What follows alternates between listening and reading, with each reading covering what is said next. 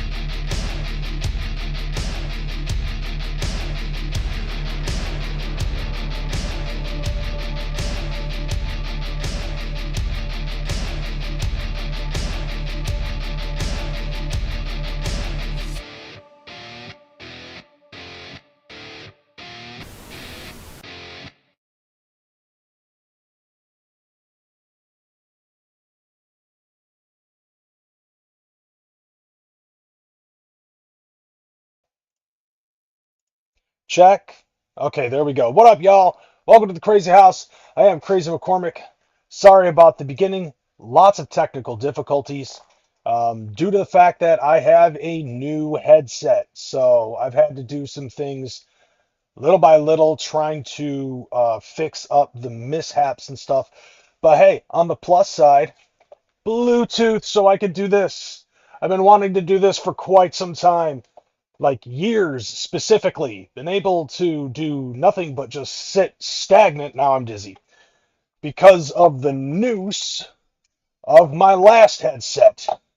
As you can see, this headset has been worn and has possibly seen better days. Um, it basically fucked up due to a little wire right here. There's a little short in this wire, which makes it so this can was not able to read. So I had to do some last minute emergency shopping. And unfortunately, I had to use what little bit of money that I had saved up for the gathering of the Juggalos in order to get the headset. But I got me the headset. So I don't give a fuck. I'm happy. $300 gone. But for a Bluetooth headset and a headset of this magnitude, worth it. Worth every penny. Outside of that, I hope everybody had a good week. Mine was shit. Um, Mainly, it's just work, work, work, work. Work's getting monotonous. And I really, honestly, I wish that I had the capability to do this as well as doing Twitch full time, because literally that's all I've been thinking about. Fuck my job. My job is starting to get a little bit monotonous, and I'm starting to get very uncomfortable with that job, with my job. Way too many fucking changes with things that are going on at that place. And it's like, dude, I really want to, but I know I can't. Financially speaking, I don't have the capability to, uh, just quit my job and do what I want to do full time. I've made that mistake in the past, and I don't really want to have to replicate that again. By the way, how's the mic sound? The mic sounding good? Because it seemed to work pretty well for me on my last Twitch stream when I was playing fucking Doom. I was actually able to do the shit like, and you know how good and loud Doom sounds. And then listening to myself on my Twitch archive, watching the recap, it actually didn't sound too bad to me. So I'm hoping that it sounds good to you guys. And with that being said, at least that way we're not going to have that fucked up of a show. But then again, when it concerns my show, there has to be at least one or two fuck ups. You know, there's a couple of hiccups, and I wasn't able to do anything with that shit. On top of that, by the way, speaking of the video games and stuff like that, I'm not gonna go out and actually, hold on a second. Um, I actually can walk away, and I don't even have to say I'll be right back. I'm gonna go grab something. You literally can hear me talking as I walked the fuck away. This is too much of a flex, I think. I think I'm flexing a little bit too much. But hey, I don't give a fuck. I'm happy with this shit. But anyways, yeah. So with the video game adventures and stuff like that, I really didn't do anything. Um, yeah, I didn't do anything. However, I did end up getting some shit in the mail. Somebody ended up graciously going on Amazon and buying some video games and doing some donut work.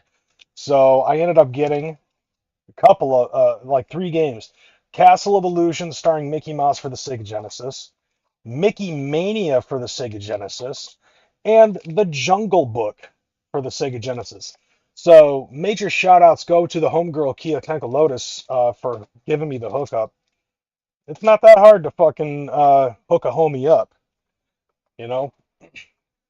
I'm glad because there are some people out there who actually, for once, kind of sort of give a shit about how important my collection is to me. Some people usually don't, but I'm glad that there are some people out there who do really appreciate how much I love collecting and are willing to help me out. But enough of that shit. We've got a show to do. So let's go ahead and get into it. Now, if you guys don't remember the last episode where I was talking about fucking gingers, and I was talking about how gingers are black and everything, apparently that ended up becoming a whole thing. Um, yeah, that didn't last very long now, did it? According to TikTok, like gingers were black one day, and like I mean, they basically fucking like this is how it went. Like they went from going to sleep soulless to waking up to having a soul to having a little bit of enjoyment for a couple of days, only to fall asleep and wake up with the soul ripped away from them yet again. And the reason being apparently is just like any other group of people and just like any other situation, that might actually be the theme for the fucking show. It's just like there's always that one person who's got to fuck it up for the rest of us. You know what I'm saying? And there's no shortage of that shit when it concerns the fucking ginger community, because just like the juggalos who have that one ninja who is very close to fucking everything up for the rest of us, you know, especially since we as juggalos, we live to a specific moral code.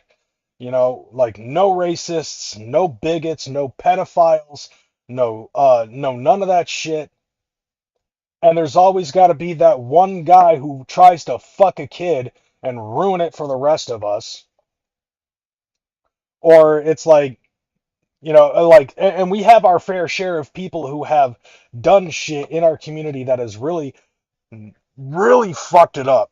Like Shane Coates is a prime example, being the one when like one of those people that actually fucked it up for a lot of us. Toad being another person that fucked shit up for the lot of us. Um, because these are very horrible fucking people that basically, as far as I'm concerned, cosplayed being a fucking juggalo. They weren't actually juggalos, but they cosplayed being a fucking juggalo and tried to use the whole fucking um, family aspect and belonging and open acceptance and inclusivity as a means of weaseling their way into the juggalo community, and brought with them a lot of weird fucked up fuck shit.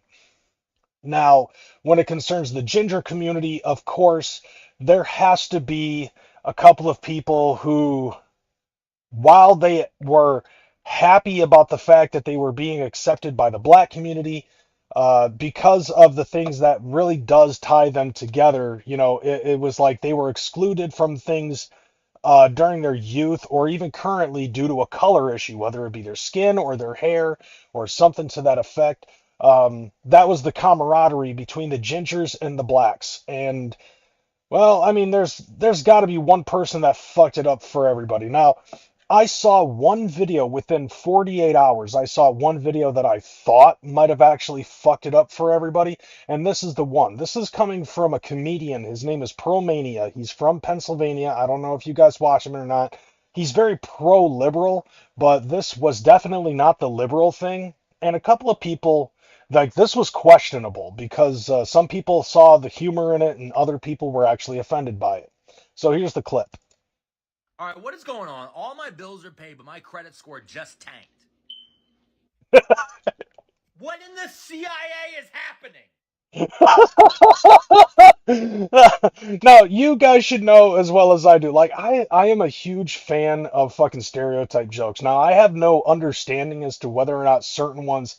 Actually, no, I do have an idea of what are good stereotypes and what are bad stereotypes, but it really just narrows down to the person that is perceiving the joke, not really the joke in and of itself. Now, this is the video that I thought was actually the one that fucked it up for the gingers because this happened within 48 hours. And I don't necessarily follow Pearlmania, but it just happened to fall onto my FYP just due to the fact that the fucking gingers are black thing started coming up in my FYP. So I was getting flooded with gingers for the last week of up until like all of a sudden gingers were no longer black. Like it literally took 4 fucking days for gingers to have their fucking black card completely taken away. And I thought let's just watch it All again. right, what is going on? All my bills are paid, but my credit score just tanked. Like that, I think was the wording that people were offended by, where it was just like, okay, look, within 24 hours or 48 hours, the gingers were accepted by the black community, and the whole gingers are black thing, and then it's like all of a sudden your credit score just fucking tanked. I've also seen ones where it was like, okay, before gingers were black, and it's a ginger driving, and then it says after gingers are black, and it's the same fucking video, but you can hear police alarms in the fucking background, like the guy was getting pulled over by the fucking cops. And so like there was that kind of shit that I saw that I thought it was fucking funny, but some people might have been questioning whether or not that was actually meant to be the comedic shit. By the way, take a look at his face. Like he looks like he's so fucking serious about this. And then of course, which by the way, that is my fucking text notification. So yeah, you heard what I heard. Yeah. And by the way, Pearl Mania, you failed at the fucking joke, I think, because black people actually hear that so often that it just doesn't become a fucking thing to them. Like it's just you don't even hear it. Like hell, for all I know, like I have a smoke alarm that's like right next to the stairs in the basement that belongs to my mom that I live in. And for all I know, that motherfucker could honestly be fucking going off. I don't even know.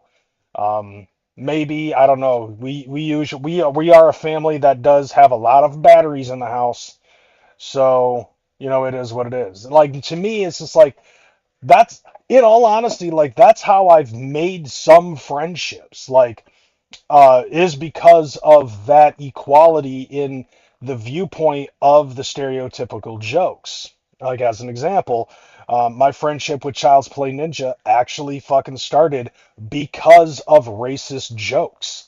Because he made a video way back in the day where he was arguing with somebody. Like, it was a response video, and he was, like, talking about racist stereotypes. All the while, he was drinking purple fucking Kool-Aid, eating watermelon and fried chicken. Okay, so I understood the joke and I understood the assignment.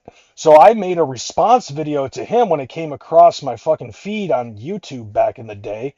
And So I made a video, and the video starts with me eating crackers. Crackers. Okay? Here, let me fucking big up the screen so that way you get the severity of what I'm trying to say here. Fucking crackers, okay? My video started with me sitting at my desk at work, staring at the camera, eating fucking crackers, like right out of the fucking sleeve. All right, as I'm explaining to him, I was like, I understand exactly what you're fucking saying, you know? Like, about the whole rhetoric behind fucking racist stereotypes as I'm continuing to eat crackers. And I'm eating them so often that crackers are spitting out of my mouth as I'm trying to fucking talk. There's a fucking ring of cracker dust around my fucking lips, and it's so fucking bad that I could barely talk. And then I started talking about white people and how we have fucking, stereotypes as well, as I'm sniffing fucking whiteout. And then after that, I was like, and it's not just black and white people. Mexicans have it too. And I eat a burrito.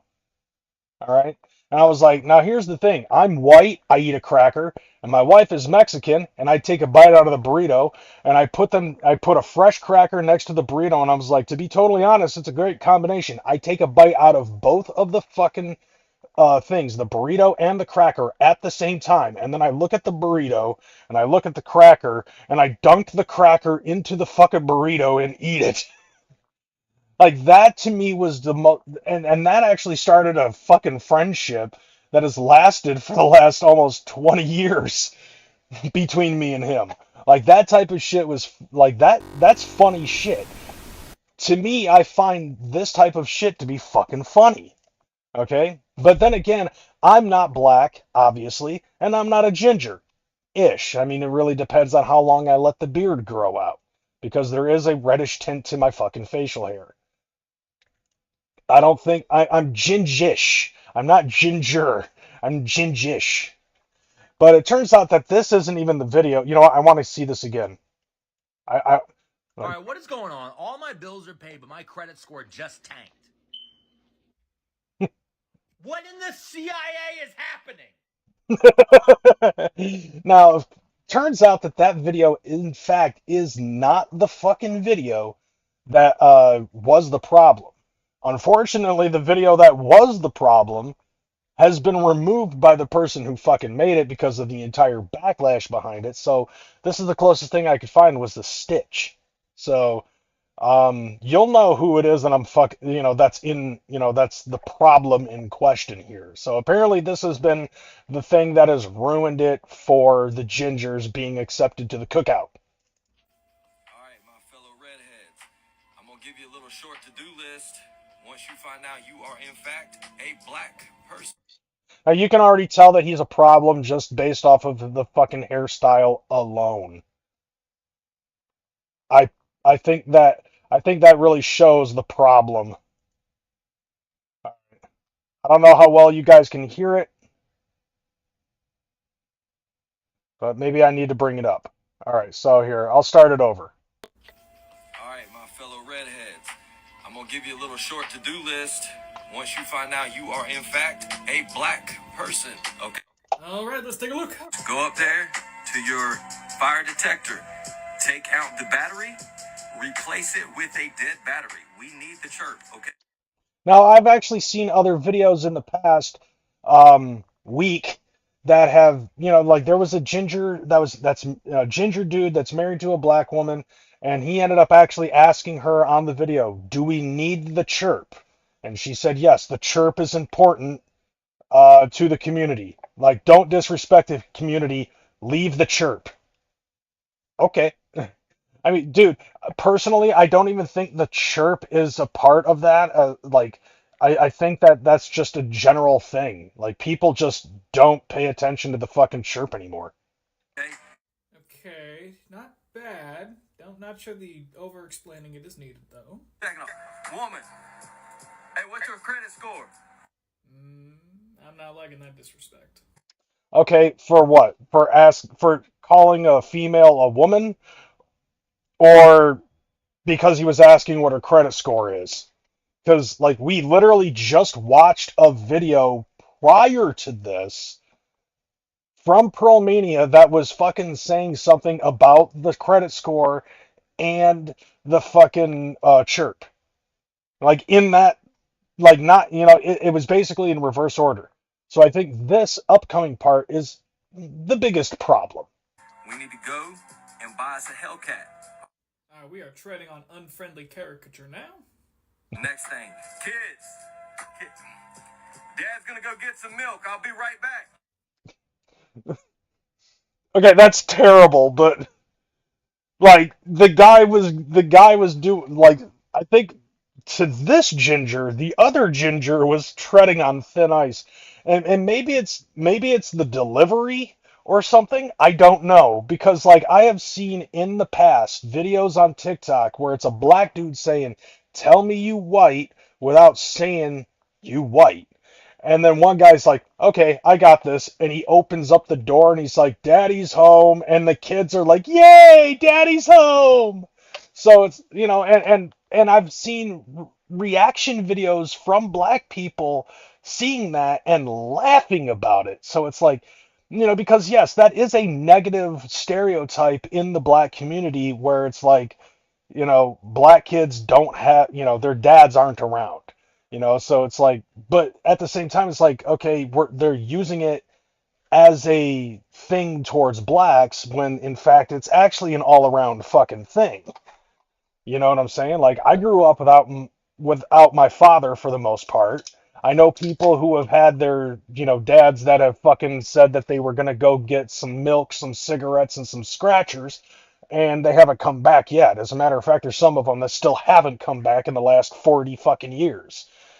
So like, to me, it's like, okay, look, when you see some of the fucking things that are being said, maybe it's not what is being said, but the context behind it, or maybe it's like, it's not what's being said, it's how it's being said.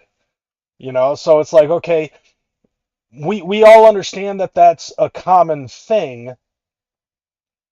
Yeah, the dad never came back for the fucking milk. Yeah, that's the punchline. That's why it's like this. Also, I don't know what a Hellcat is. And buy us a Hellcat. We are treading on unfriendly caricature now. Next thing, kids. Dad's gonna go get some milk. I'll be right back. Oh, Christ. I can't. Now let's also point out the fact that this is like a thing that has only been around for like maybe the last 40, 50, or 60 years, because from what I understand, black communities were doing pretty good financially like in the 60s. Yeah, they were getting shit on a lot by whites, but like they were slowly but surely able to fucking come back from absolutely nothing, financially speaking. Um, you know, Everybody kind of had a nuclear family during that point in time, but something ended up fucking changing. And now this has become, I guess, the common fucking thing to a point where it's a stereotype. And by the way, I will say this too. Like, I've seen some fucking people at work who have taken that kind of thing in stride.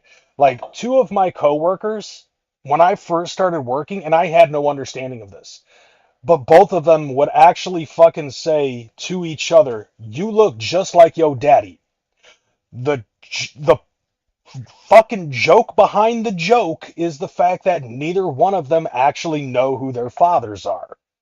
So like that was the punchline. So it'd be like, "You look like your daddy." No, you look like your daddy.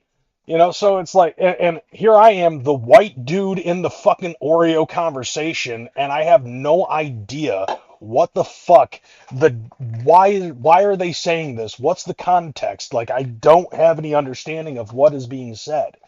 And so that actually was the explanation behind it. It was just the fact that neither one of them knew who their fathers were. And speaking of fucking Oreos, that made me fucking want Oreo. Oreo, Oreo. So, there you go. Oreo. Hold on. There we go. Oreo. Audio. ADHD is a motherfucker, especially when you've been drinking Red Bull since 10 o'clock this morning. Anyways. But yeah, so let's go ahead and listen to what this dude's reply was to the fucking absolute bigotry, I guess. With these honky tonk white trash types. What did I say? What did I say? Not even a day ago. Not even a day ago. This is not cultural appreciation. This ain't even cultural appropriation. This is just another moldy mayo bleach demon playing into harmful caricatures. There is no respect. There is no punching up. All this does is perpetuate harmful stereotypes. Now, what's funny to me is I've actually, before I started the show, I was trying to find a stitch for the Pearl Mania video, and there was one person who actually said that they did not see a problem with the way Pearl Mania did it because they saw it as punching up. And this guy is saying that fucking Gingy Locks was punching down at the situation. That's it.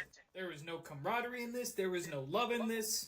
All you are doing is showing the black community exactly why they should have left well enough alone with us. I mean, try as they might, they at least tried. So nope. I am taking your ginger card. Now, here's the thing. Black people have black cards, okay? There's no white card. Gingers, I don't think really have a card, do they? Like what? Did you start fucking pressing them for did you start pressing them as soon as you found out that you were accepted to the cookout? You are now just a person with red hair because a ginger is not engaging in this type of nonsense. Okay, so what is the Uncle Tom equivalent for gingers? Because that's basically what he's trying to get at without actually saying the phrase. Your ignorance and your pandering to racist white people with their stupid-ass portrayals of black stereotypes? No, that shit don't fly here. How about this? Get a sense of humor, you dumb son of a bitch. Jesus Christ, look. I grew up where fucking I don't see the problem with it. I personally don't see the problem. Like the idea behind the joke is the pain. Okay? Like we all watch stand-up comedians. We all watch stand-up comedians, and the best jokes are usually the ones that hurt the most because you're taking a negative situation and you're flipping it. And I understand that that's what the guy was attempting to do, this fucking idiot, but he fell, it fell flat. And because of this dude, apparently, like, there's also been people who have stitched this video who have said, we don't accept him. But here's the thing about it, okay? The whole thing was not real. Okay? Kayfabe aside, the whole thing is not goddamn real. Gingers obviously aren't black, but a black woman was basically trying to say that she could see certain similarities between what blacks go through and what gingers go through. Not to the severity of the fucking blacks, though, obviously, because, 400 years ago, shit was happening. But then again, 2,000 years ago and beyond with the Jews, that's a different story, I guess. But, because that was one thing that came to mind, was just like, okay, look, black people get fucking shit on because of the color of their skin. Redheads get fucking shit on because of the color of their hair. What about the Jews? Okay, they've been shit on for the fucking way that they worship for thousands of fucking years. Are they not, like, are they in that same boat or no? That was just one thing that I actually thought about. I grew up fucking Christian, so, you hear a lot about the persecution of the Juden. Especially since, I'm a quarter German, so I get to hear that shit a lot. Not from my family, though, of course. Our family went from Dusseldorf to fucking Boston, like before the First World War, so I think I'm safe. But I'm also fucking Irish. So I think I could see that stuff too. But anyways, yeah, so people have basically been saying when it concerns this guy, they're like, we don't accept him. He doesn't represent all of us. And it was just like, oh, okay, so it's a not every ginger situation, you know. It's kind of like the same thing where it's like not all men and not all cops and not all this and not all that and not all black people fucking don't have dads. Oh, and not all fucking gingers are like this guy. Not all cops are bastards. You know, it's like not all men are fucking rapists, you know. But hey, you know what I have to say about that? To the lady who actually said we don't accept him, and it's not all gingers that are like this. Until it's no gingers, it's all gingers. Okay? How about that? And that actually might even apply to our homie Violent J, who has admitted before that he is a ginger. Hell, if we've seen pictures of him as a kid, he has red hair. His sister has red hair. Rob has red hair. His mom has red hair. Okay, his dad, we've never met him, but he looks just like his daddy.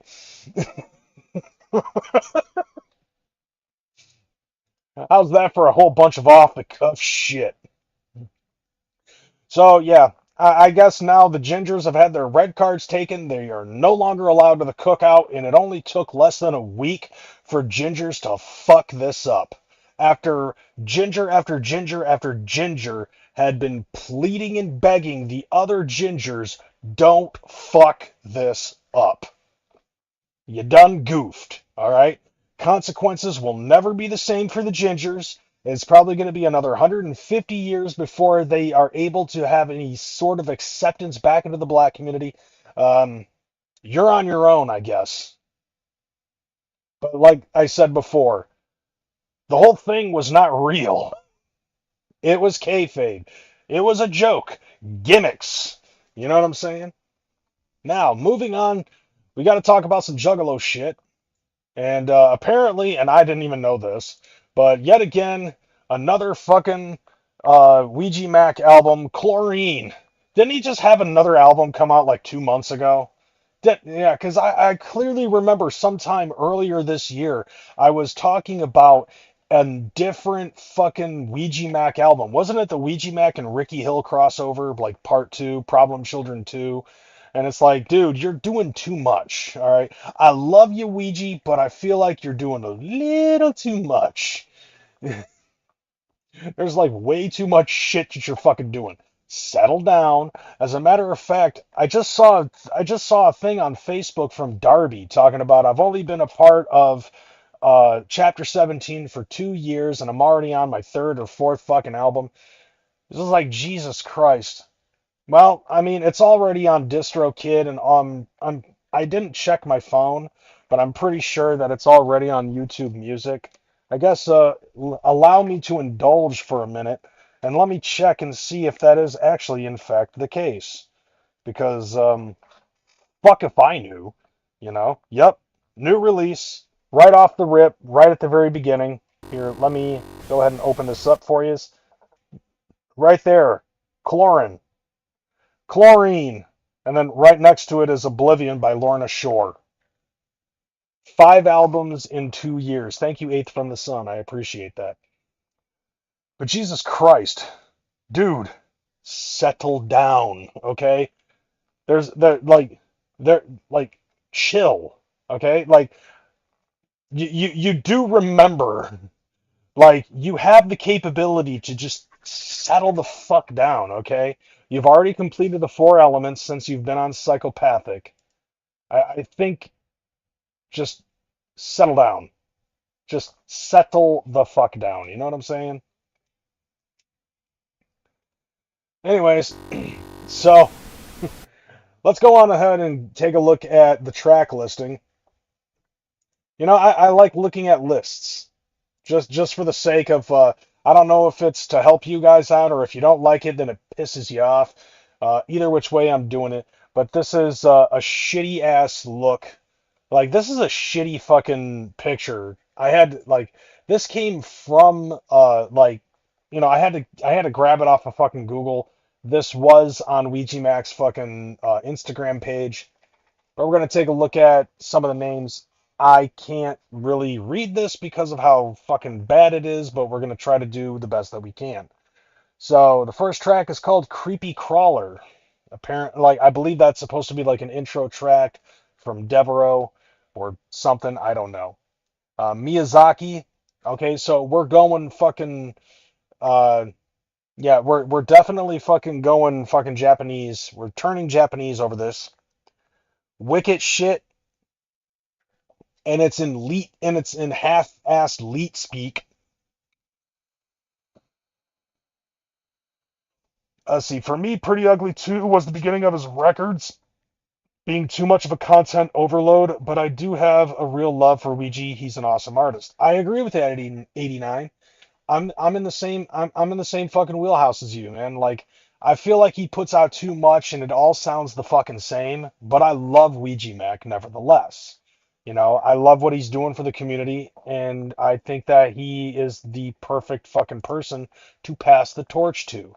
But eventually, I mean, like, I thought, you know, in all honesty, it's like, I honestly thought that fucking Tech Nine had the fucking gift of gab, with it being able to put out a new album every fucking year, including the mix, you know, the Gates mix plates and the crossovers and, you know, the strange music, fucking collaborative albums and shit, strange, you know, tech collabos and whatnot. You know, but he puts out a solo album almost every year. Let's see, Little Nightmare. Let's see, it's basically like a lot of these names that are interesting to me. Not really though, but it is interesting that a vast majority of this album is him by himself, and I can only speculate on what some of these are going to be about. But yeah, so we have Little Nightmare, Lunatic, Never That. House of a Thousand Doors, which from what I'm to understand, it has fucking samples of House of a Thousand Corpses. Mr. Fatballs, which has a T-shirt available. It's basically Ouija Mac as Randy Marsh when Randy Marsh had testicular cancer and his balls got gigantic. See, Klepto, Up It Up, Toot Toot, which has been a thing that he's said in a variety of tracks. Mean Motherfucker, Database. Haha, it's a play on words. Death Trap featuring somebody I can't fucking read that. But this is the only person that actually has a guest spot on this entire fucking album. Ouija Mac just released 17 new albums 17 minutes ago. I'm very sure that he has enough in the vault to release fucking 17 albums all at the same time. Unda Unda. Okay, that's weird. There's two songs that have two of the same words, Toot Toot and Unda Unda. And Would It Be Alright? So, once again, it's going to be, I'm very sure it's going to be like one of those, if you heard one Ouija Mac album, you've heard them all. And I'm hoping that that's not the fucking case. You know what I'm saying? Like, I would love for Ouija Mac to actually have, um, a little bit of a little bit of a change up in his lineup. Maybe that'll happen over the years, but like right now, his style is pretty much the popular style of hip hop that we are checking out right now, which is that fucking trap shit.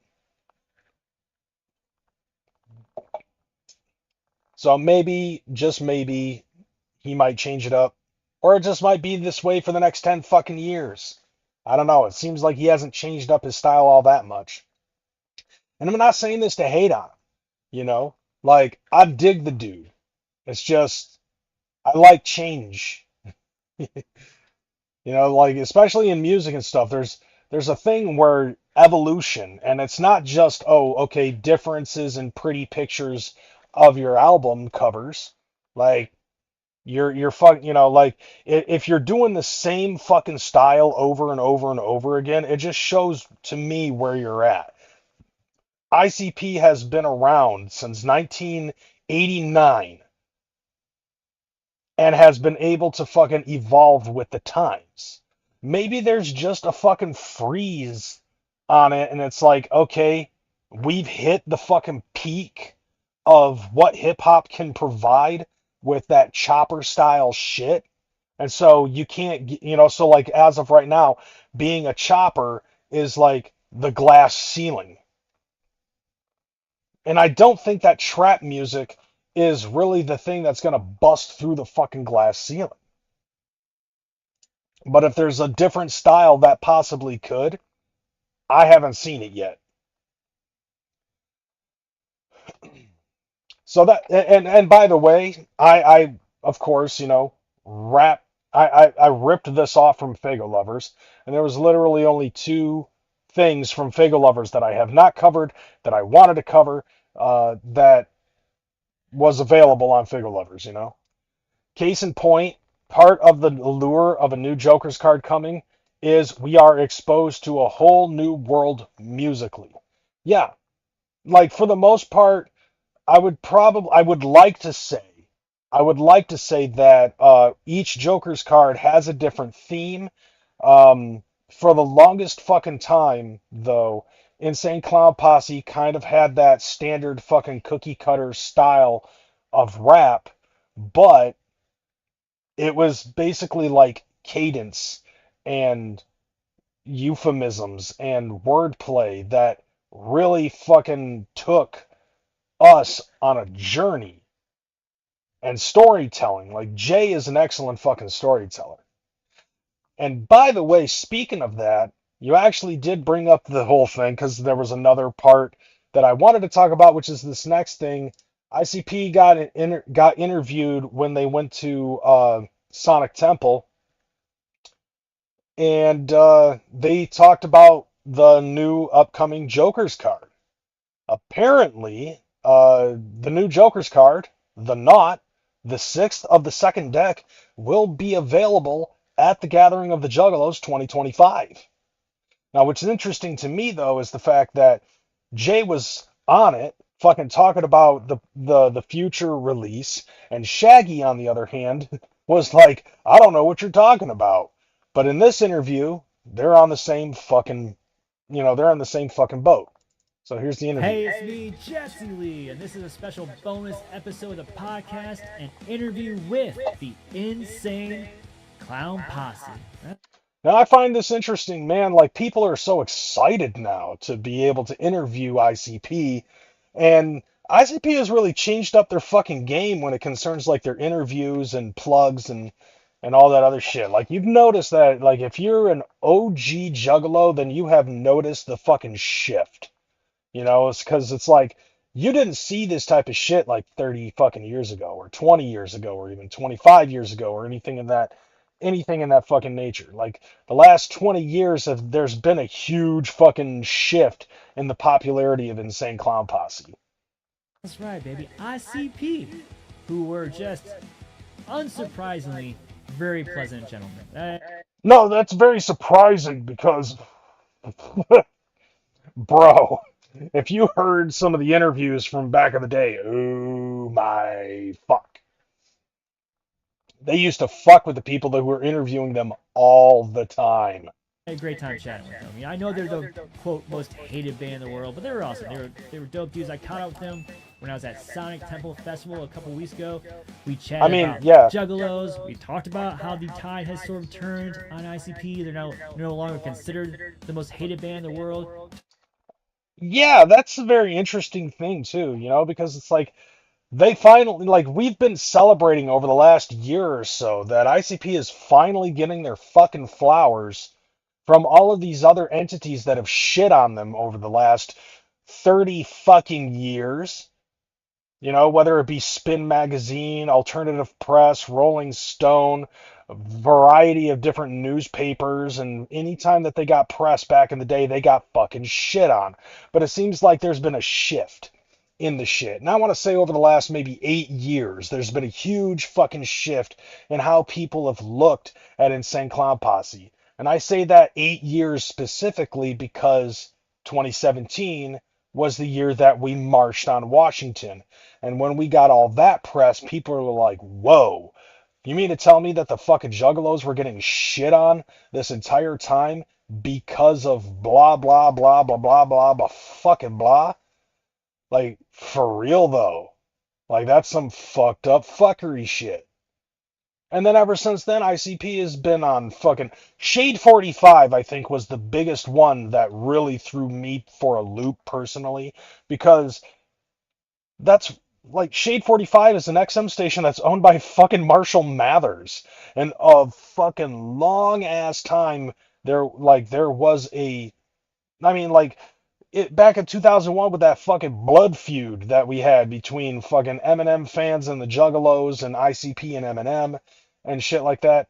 And Eminem, Eminem fucking owns Shade 45. And when What's-His-Face has to fucking interview somebody, he has to get the okay from Eminem. Because Eminem is like, I'm only going to accept specific people to be on my fucking channel. And of all people, we never would have thought that Insane Clown Posse would have been on fucking Shade 45. But Splay, I think is what his name is, or Swag, whatever the fuck. That dude, Sway, I think. He got the green light to fucking interview ICP after the fucking march. And then that's when people really started saying, low-key, Eminem is a fucking juggalo. It was like, what, you couldn't tell by listening to fucking Kim? Talked a little bit about wrestling. Lots of good stuff, so check it out. Guys, thanks so much for hanging out and sitting down and chatting with me, man. No doubt. Appreciate it. Where are you guys coming in from? I'm coming in from my house. Oh, yeah. Which is located in beautiful, peaceful Detroit, murderers. See, like that right there, that is classic Insane Clown Posse, where of course they're going to be fucking being jesters, being clowns, you know, saying obviously not so serious shit. And keep that in mind, like put that in your back pocket, because we got some other stuff that we're talking about. You saw the fucking title of this show. So there's going to be some other shit that we got to fucking talk about. Hell yeah, man. Is this your first time playing Sonic Temple? Or have you guys done it? Yes. However, we have played the Masonic Temple in Detroit. Played a few times. It's the same thing, right? I thought we saw some videos of Masonic Temple as well. Yeah. Masonic Temple is an underrated spot for shows, like, and where we go. Like, I've gone to a lot of great shows in Masonic Temples. I mean, if you haven't gone to the Masonic Temple in Detroit, Michigan, you're missing out, because the inside of that place is absolutely fucking beautiful. The outside looks like dog shit because it looks like the rest of Detroit, Michigan, but on the inside, wow.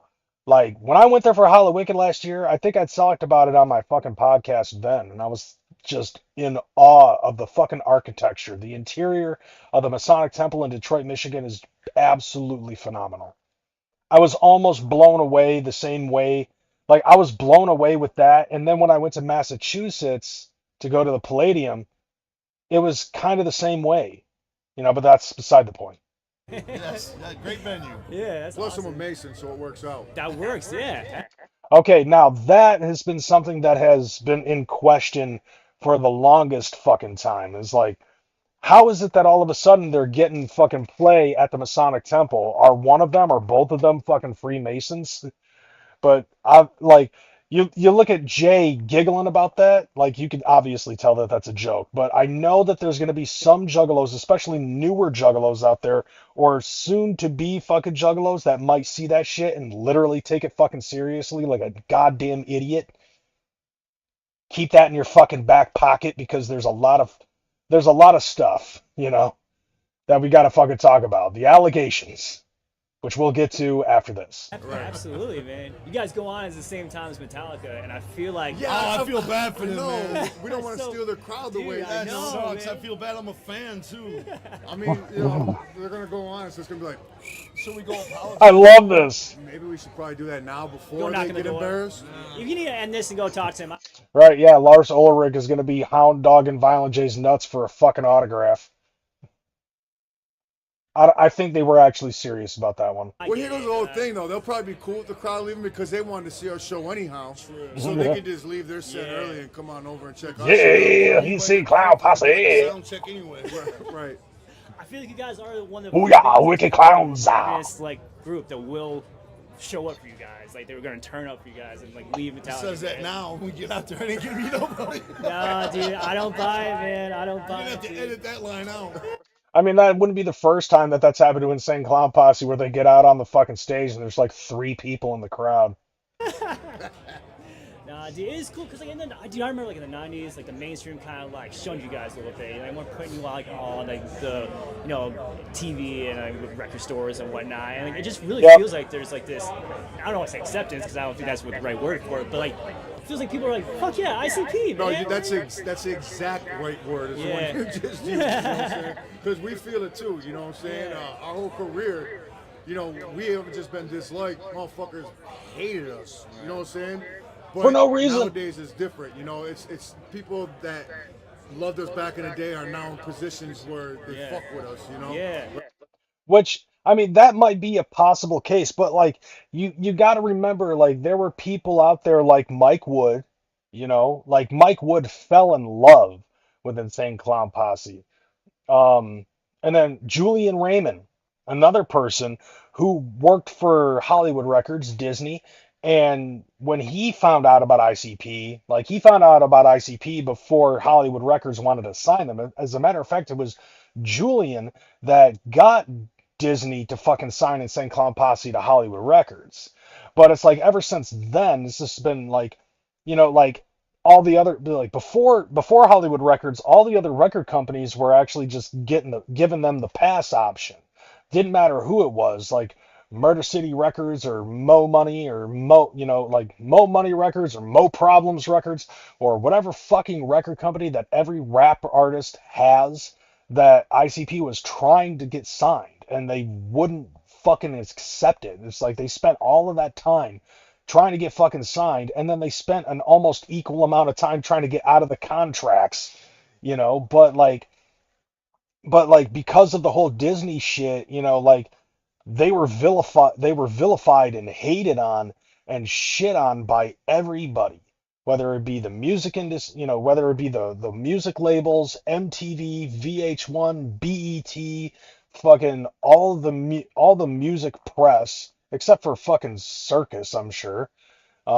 Actually, Circus loved Slipknot more than anything else. Remember, Circus had a fucking running thing where for 3 years in a row, every fucking cover, if it wasn't the main picture, it was a little fucking teeny picture and it had something to do with Slipknot. But like ICP never got any love. Like even in the fucking audiobook, Violent J explained that they had 2 baskets, one that would have the good press and one would have the bad press. And over the last, so many fucking years. And like the good press would be like a couple of good things positively said about Insane Clown Posse. But the bad press was actually overflowing and billowing over. And that's how much bad press that Insane Clown Posse had. But the interesting thing too was like no matter how much bad press came out, no matter how many times people talked shit about them, even fucking the whole thing with Sharon Osbourne, it was like everybody tried to cancel Insane Clown Posse, but you couldn't fucking do it. Like nobody could cancel Insane Clown Posse, no matter how hard they tried. ICP, like the universe was in favor of the Wicked Clowns. You know what I'm saying?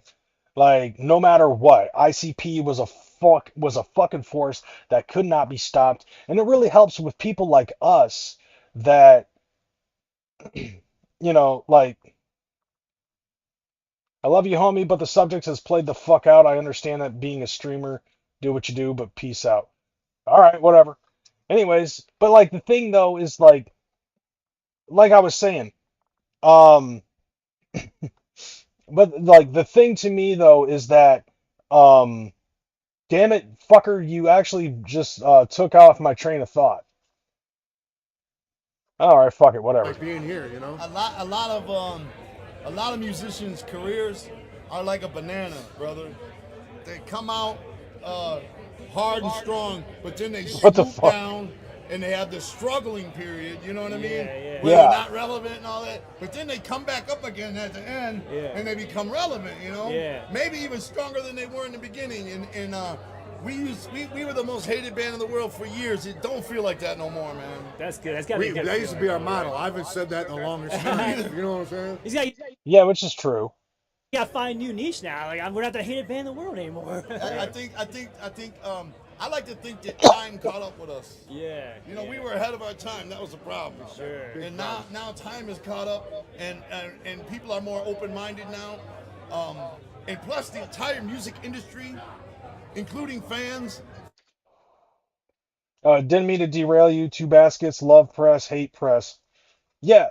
So like it was basically I was just saying that like it seemed like no matter what anybody tried to do, fucking they were like to try to cancel ICP, it couldn't fucking happen. And I think part of that really has to do with people like us, like we are a very dedicated fan base, and it was like, how in the fuck can you like because the way that the record industry works is like, okay, you have an album that you release, and they pick a song that is going to be like the clincher that is going to fucking cause this album to do sales, right?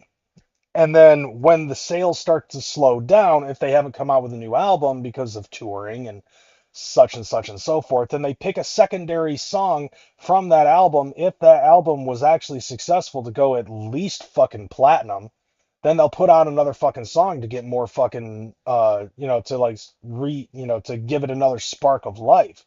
Insane Clown Posse wasn't like that. They didn't have popular songs. Like, sure, they had like Chicken Hunting as a music video, and they also had Halls of Illusion as a fucking music video. But it was like for us as Juggalos, it's like we're listening to the album front to back, cover to cover, end to end.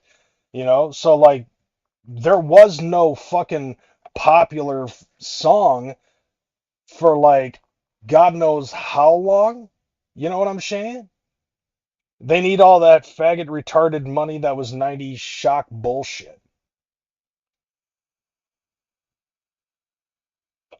But like, I don't understand the ICP hate. I think it's so stupid and well, dude, like I think the reason why like they speculated even that the reason why they were hated, they think was because in the music industry there's a certain mold that you need to fit, and if you don't fit that mold, well then you don't fucking work. You know what I'm saying? Like Violent J ended up explaining that like if Busta Rhymes came out with an album and there was a single, then they would be willing to put that out. But if Busta Rhymes were to put out an album and the record label is like, there's nothing in here that we can use, so we can't fucking make a video about it or something like that, that's like it for Busta Rhymes' career. For ICP, on the other hand, it's like they fucking didn't have that. Like they had a different model. They had a different way of going about things. And even without the record label, they were still a success. You know what I'm saying?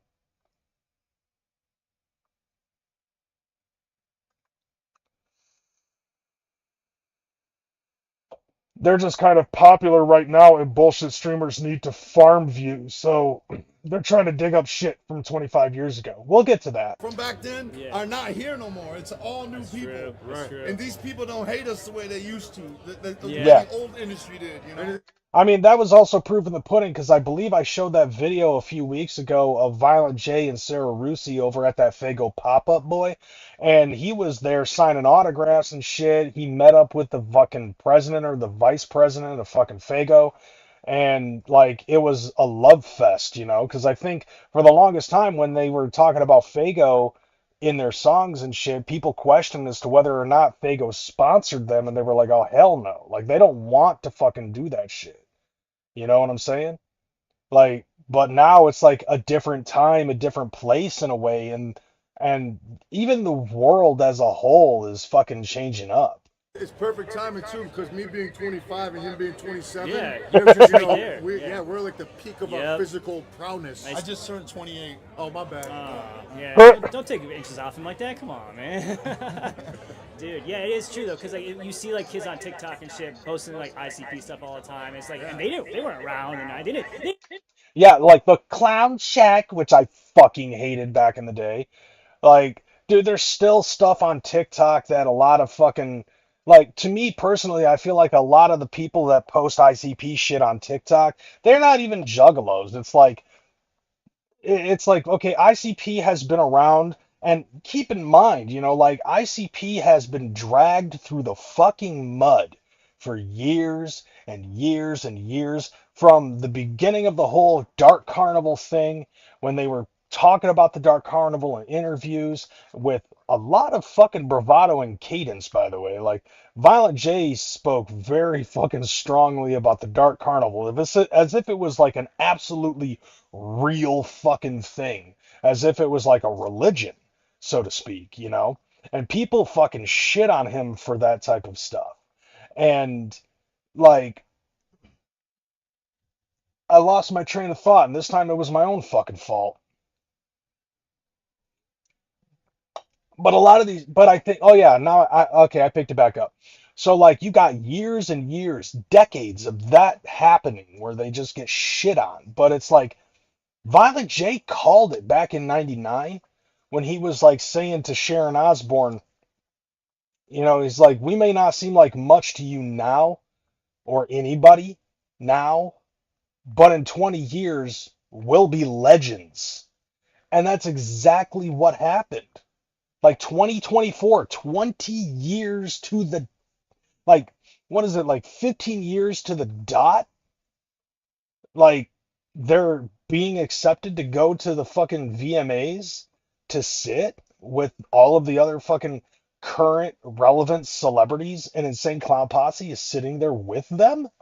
I mean, sure, they're not going to fucking go on stage and be like, okay, the fucking MTV Music Video of the Year award goes to, you know, Crackerfish or something like that with their fucking hit single Shit Stains in My Butthole. It's not like they're going to fucking be like that, but they got to, do press and fucking do pictures and spots and stuff like that at the VMAs last year. And that was absolutely phenomenal to see that shit, to see them finally getting their flowers after being in the industry and being shit on for so many years. So it's like, with a lot of the stuff that's going on TikTok, yeah, it's like, as an old school fucking old head juggalo, being triple OG like I am, it's kind of just like cringe as fuck to see people doing the stupid clown check shit, or like trying to do like the fucking chop chop slide challenge to their moms to see what their reactions are going to be. It's almost as dumb as like a chick whose only fucking favorite song from Slipknot is Custer. You know what I'm saying? Where, like, I saw this video, I mean, it was an obvious joke. What up, Swill? Spamily up in this bitch, as well as Anthony Purcell. Um, don't think I didn't notice that you said Spamily. But anyways, so, like, I saw this video on TikTok the other day where it was just like, those, like, oh, you think you're a Slipknot fan? Well, here's the test to see which songs you know. And she kept on, like, every time that there was a song where it was like Lest We Forget or Psychosocial, or any other song, she was just like acting like she didn't know what it was. But as soon as Custer fucking came up, and fuck me up, and fuck me up, and she did the stupid fucking TikTok dance that Custer, like, became known for on TikTok. But then after it went to the next song, she just stood still and acting like she didn't know what the fuck she was hearing. So, like, we have that shit in the Juggalo community on TikTok, but I feel like a vast majority of these people really don't know who the fuck ICP is in that sense. Or if they do, I don't feel like that they're fucking juggalos. I honestly feel like that it's like, okay, they know who ICP is based off of the fact that their name is being thrown around a lot, and so they're kind of curious to see what it is, and then it turns out that it's a fucking TikTok trend. And a good chunk of these chicks are not down with the clown. And if they claim that they are, then it's probably like one of those fucking things where it's just like, back in the day during the LimeWire days, where it's just like, my favorite songs are The Dating Game and the Boogeyman song. It's kind of in that same fucking area.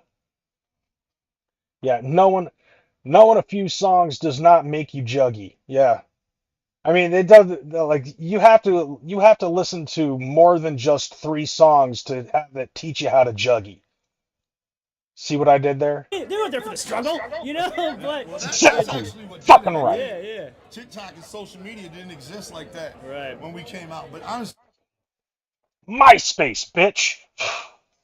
that's probably 90% of it. You know what I mean? Is YouTube.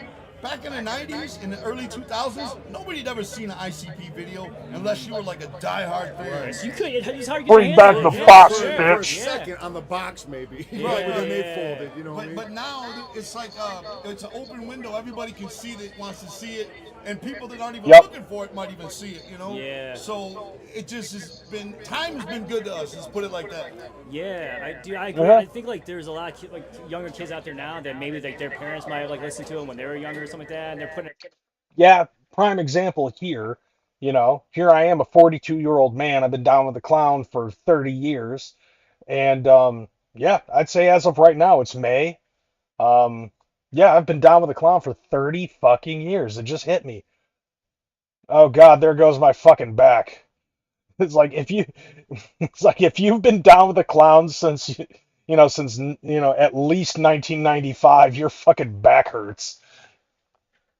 But actually no, I would say if you've been down with the clown since, the Wraith at the very least, your back fucking hurts. Anyways, so what was I saying? Hold on. Let me get a refresher course here. Time has been good to us. Let's put it like that. Yeah, I do. I agree. I think like there's a lot of like younger kids out I there now lost that it. maybe like their parents might have like listened to them when they're. Yeah, that part. So, yeah, here I am, a 42-year-old man. I've got teenage kids. I've got kids that are in their 20s now. And my 15-year-old daughter discovered Insane Clown Posse on her own a couple of years ago, and she really likes Yum Yum Bedlam. My youngest son, just because he follows stuff on TikTok, there goes my fucking camera. I knew something was bound to happen. But yeah, so like my youngest son, he discovered Ouija Mac on his own, and he really likes Ouija. So I think that's actually fresh. But like being the fact that I am a juggalo, yes, yes, I am a juggalo. My kids are discovering ICP, but they're discovering ICP on their own. Like I played some of it around them, not as often as a lot of other fucking juggalo parents would around their kids. Like I didn't try to force my kids to fucking be raised juggalos. I was like, I found it on my own. It just happened to be upon me. Like being a juggalo just happened upon me, and I found out that this is where I belong. And I want the same thing for my kids, because like that's the best way I feel for Insane Clown Posse to be promoted is just to have it just come out of nowhere, you know? Not being like forced down the throat of the child by their parents. I didn't feel like that would be fair to my kids, kind of like how religion is forced upon the children by their parents. So I felt like it was in the same sense. I was like, I didn't want to do that to my kids. So if my kids discovered ICP on their own, well, I have a little bit of expertise about jugging, so let me show you the ways of the juggy, and we'll get our fucking jug on together. Like it'll be the fucking shit. Father and daughter jugging it up. Like that's fucking dope.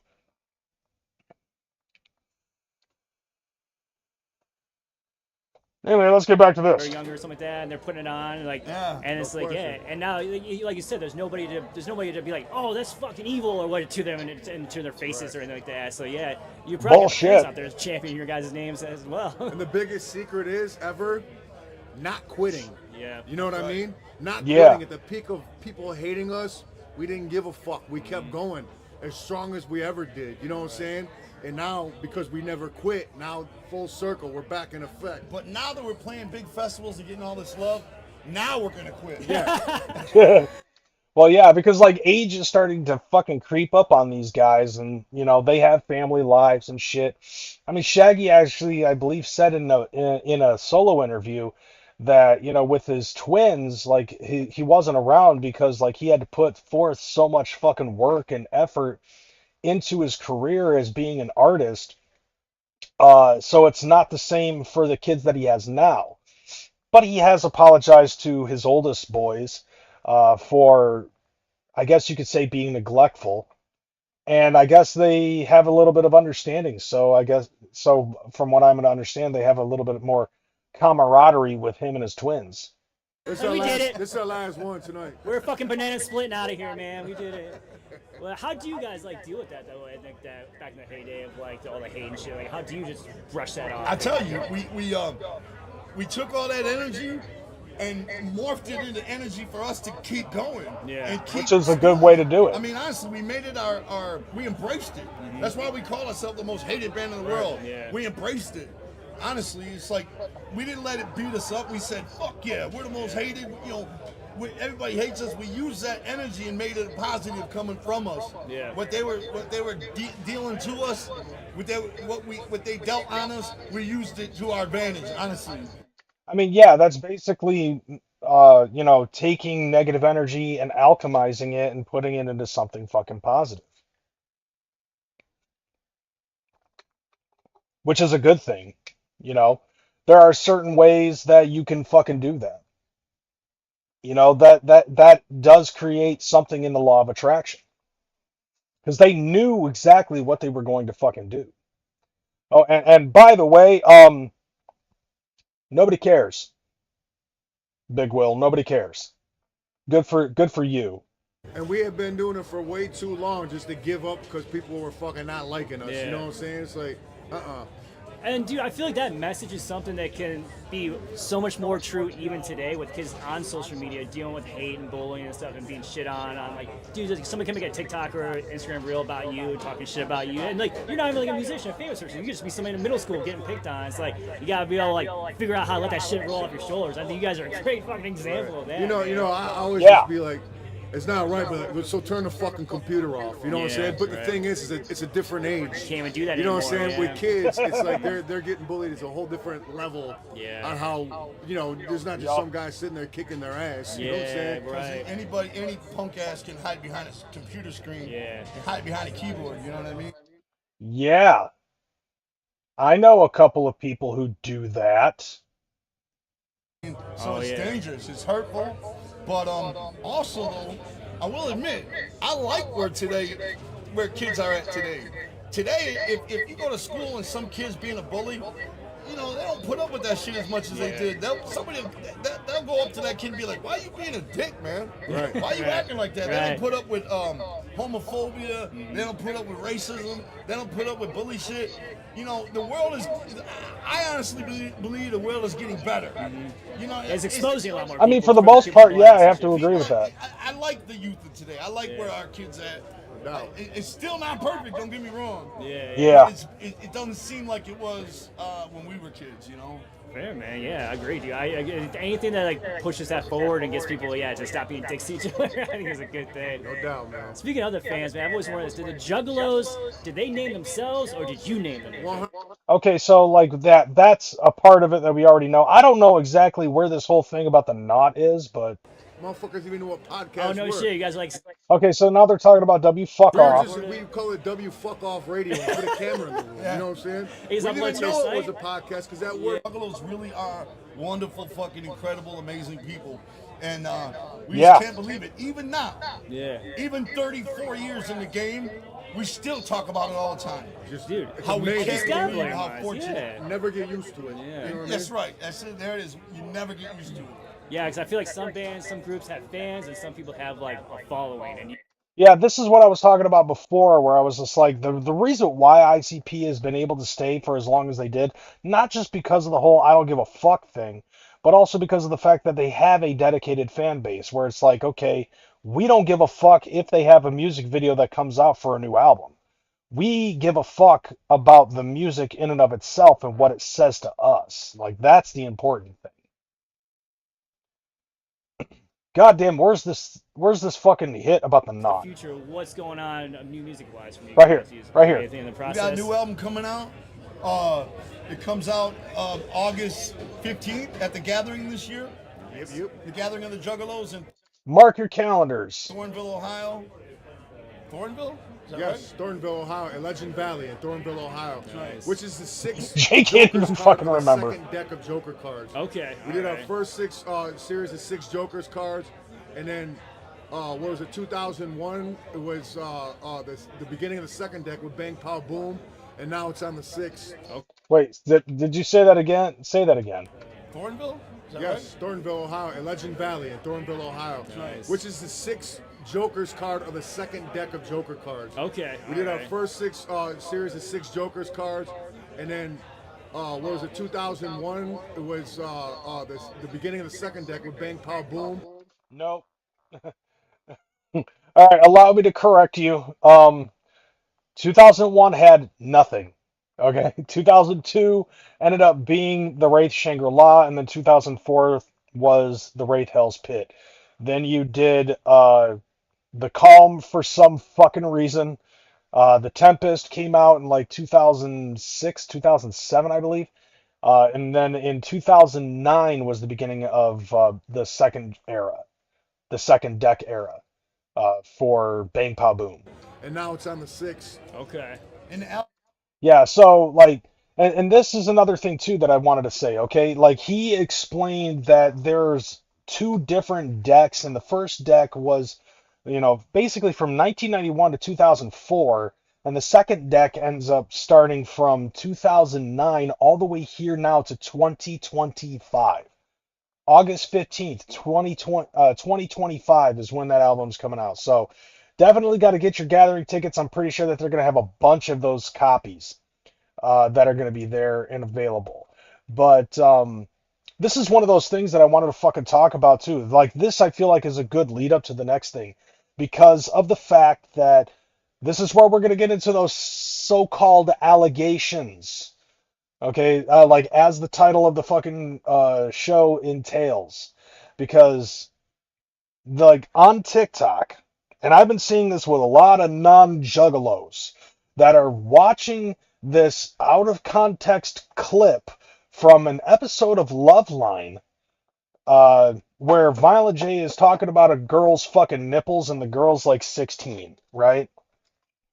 And so what I wanted to explain, and I actually explained to a girl who was asking about it because she's just now getting into Insane Clown Posse, and she didn't understand what the fuck was being said, because of like these allegations. And I'm like, this old chestnut fucking pops up every once or two, like once every year or so. Like once every 1 to 2 to maybe even 3 years, this fucking thing pops up about the possible allegations of Insane Clown Posse or even Violent J himself being a fucking pedophile. And it's such fucking bullshit. Like any OG is going to know, any real ass ninja is going to know that that's bullshit. All right, I've already had to explain to a lot of other newer juggalos that have come into the fold, like time and time again. And it's like the same thing with this and the letter from Violent J that pops up every now and again. And it's like, what makes you fucking think this is the case? And in this case now, it's because of Violent J dating a fucking 30-year-old woman who is trying to do things big on fucking TikTok. And it's like, what the fuck? JD Delay been making it popular again from what I have seen. Now, I don't know who decided to fucking unearth the shit, but it got to a point where Shaggy had to be questioned about it on his own fucking show. And somebody on TikTok actually fucking released it, so we're gonna fucking put it up on here. You guys, TikTok motherfucker alert. Here we go. trust their allegations.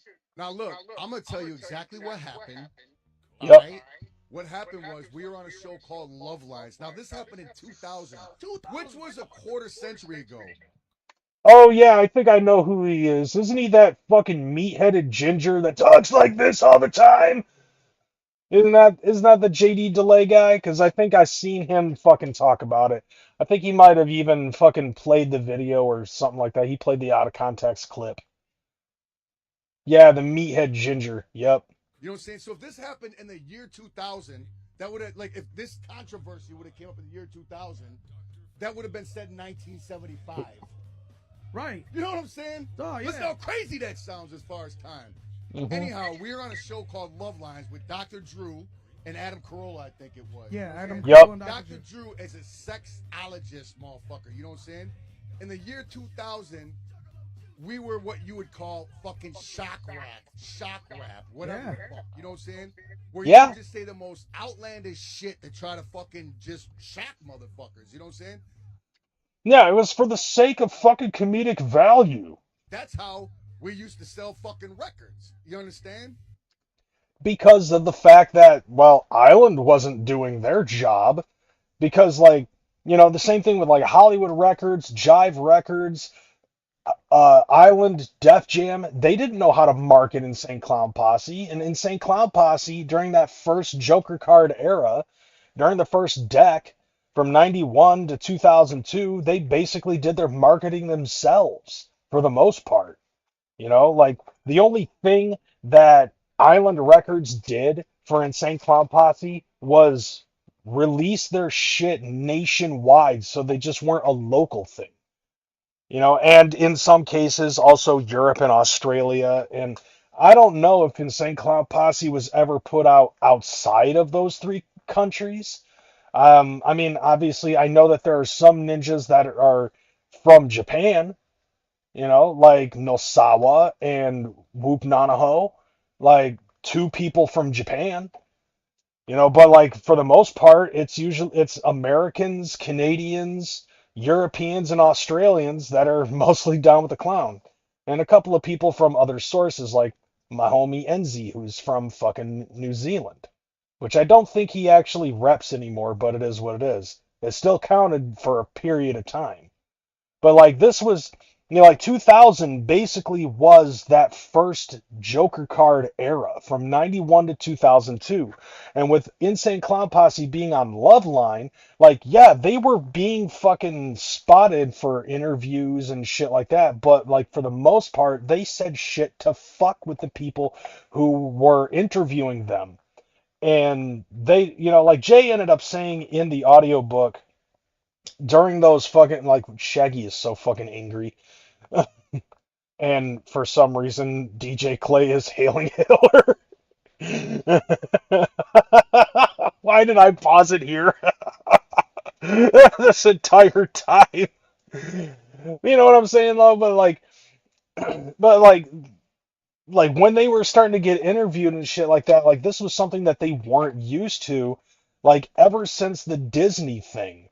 Like Jay talked about his fucking race from, him and Shaggy racing from Virginia to the offices at Psychopathic in Farmington Hills, and like there were media people that were there and they were asking him about, stupid shit. It's like when I said dip my nuts in your soup, bloop, what did I mean by that? And it's like, dude, what the fuck stupid kind of question is that?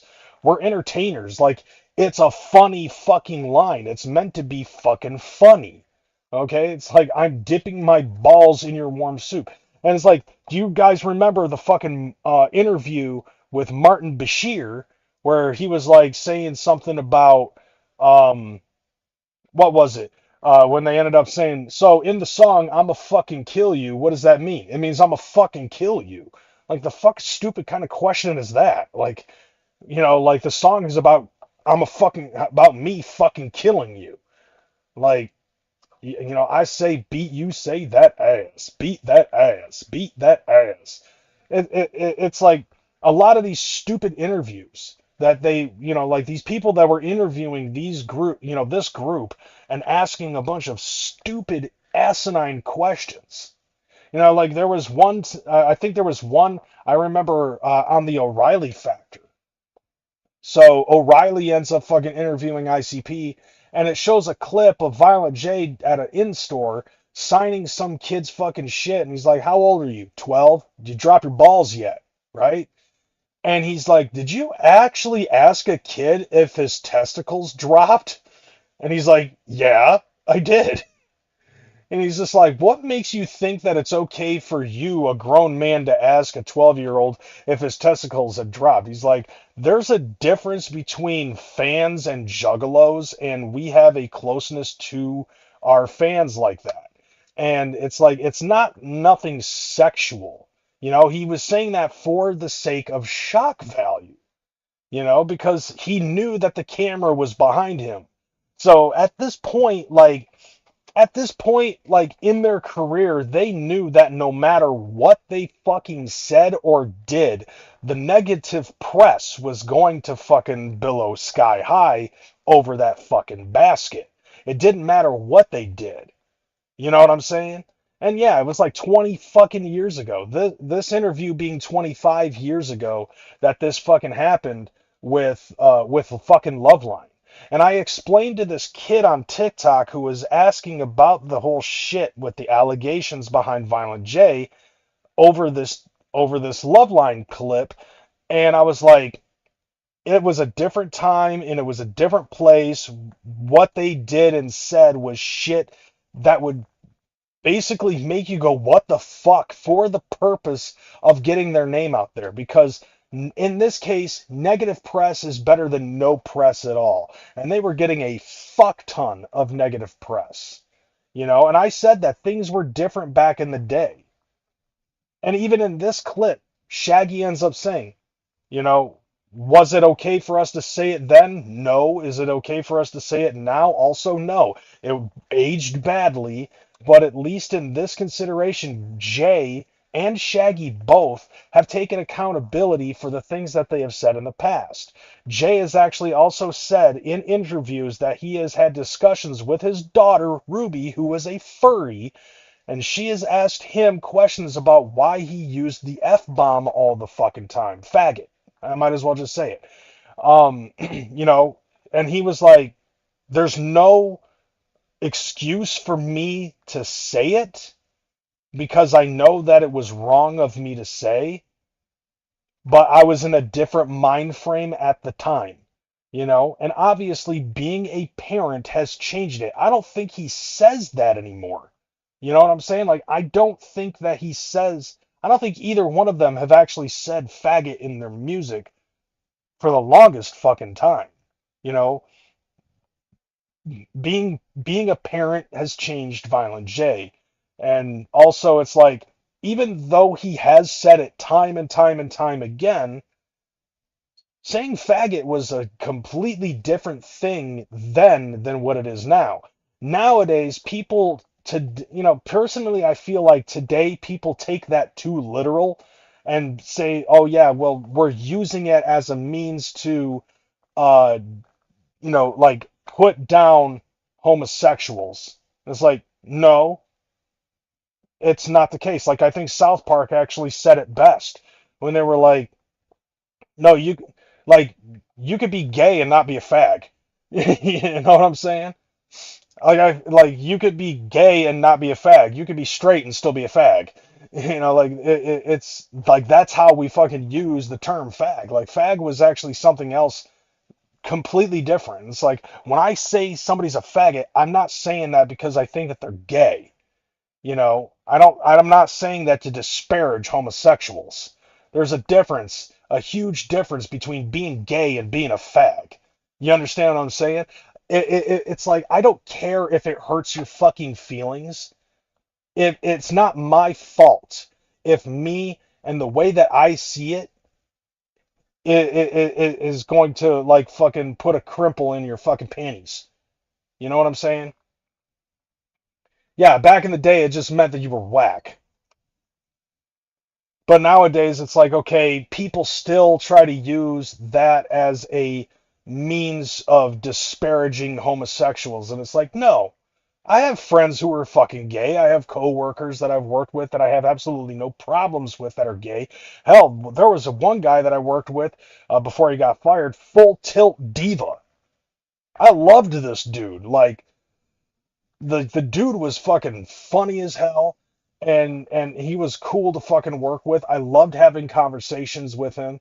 Like I would fucking totally fucking hang out with him outside of work if he wasn't getting fired for doing fucking meth. You know what I'm saying? Yeah, and I agree. Most Gen Z are SAWFT, soft. I hate that. The chants, they're saying it all. They speak for the world right there. Look. Thank you. And here goes the thing, man. If you're brave enough to call me a fucking pedophile, You in a fucking motherfucker. comment or like over some kind of computer shit, Son of a bitch. I 100% dare you. Dare you. I fucking dare you. Pull up, son. Just say that shit to me when Pull you up. see me. Pull up. Buy a meet and greet. Matter of fact, where you at? Get a meet and greet and come say that to me. You know What a way to fucking market the meet and greets. You know what I'm saying? what I'm saying? Nobody I know, nobody I hang out with is a fucking anything remotely close to that. You know And that should include Joseph Frank Bruce Lee. what I'm saying? Nobody. I don't hang out with motherfuckers like that. So, what was said 25 years ago on a show that was about sex, which a 16-year-old girl should have been calling anyhow. Yeah, because it is attended for mature audiences. And then you've got 12, 13, 14, 15, 16-year-old kids fucking calling in talking about their sexcapades. You know what I'm saying? They didn't screen the age for people getting sex advice from two fucking idiots. You know what I'm saying? For that specific date and time, yeah.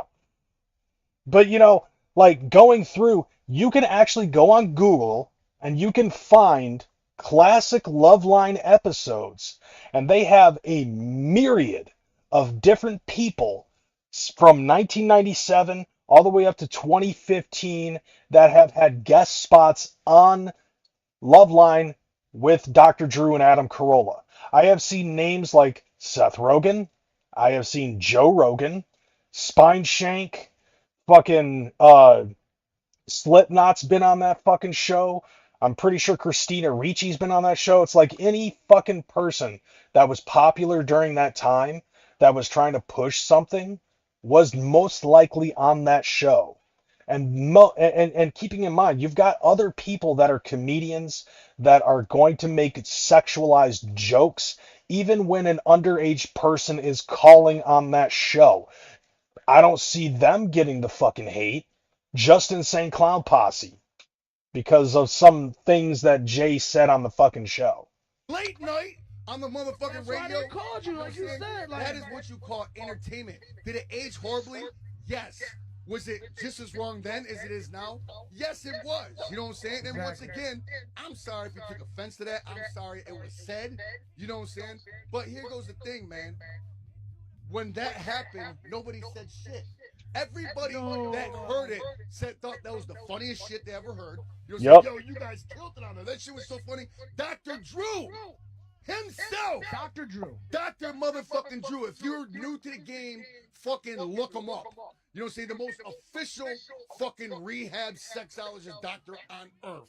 You know what I'm saying? That motherfucker was rolling laughing. And how many times did they have us back on that show because of shit like that?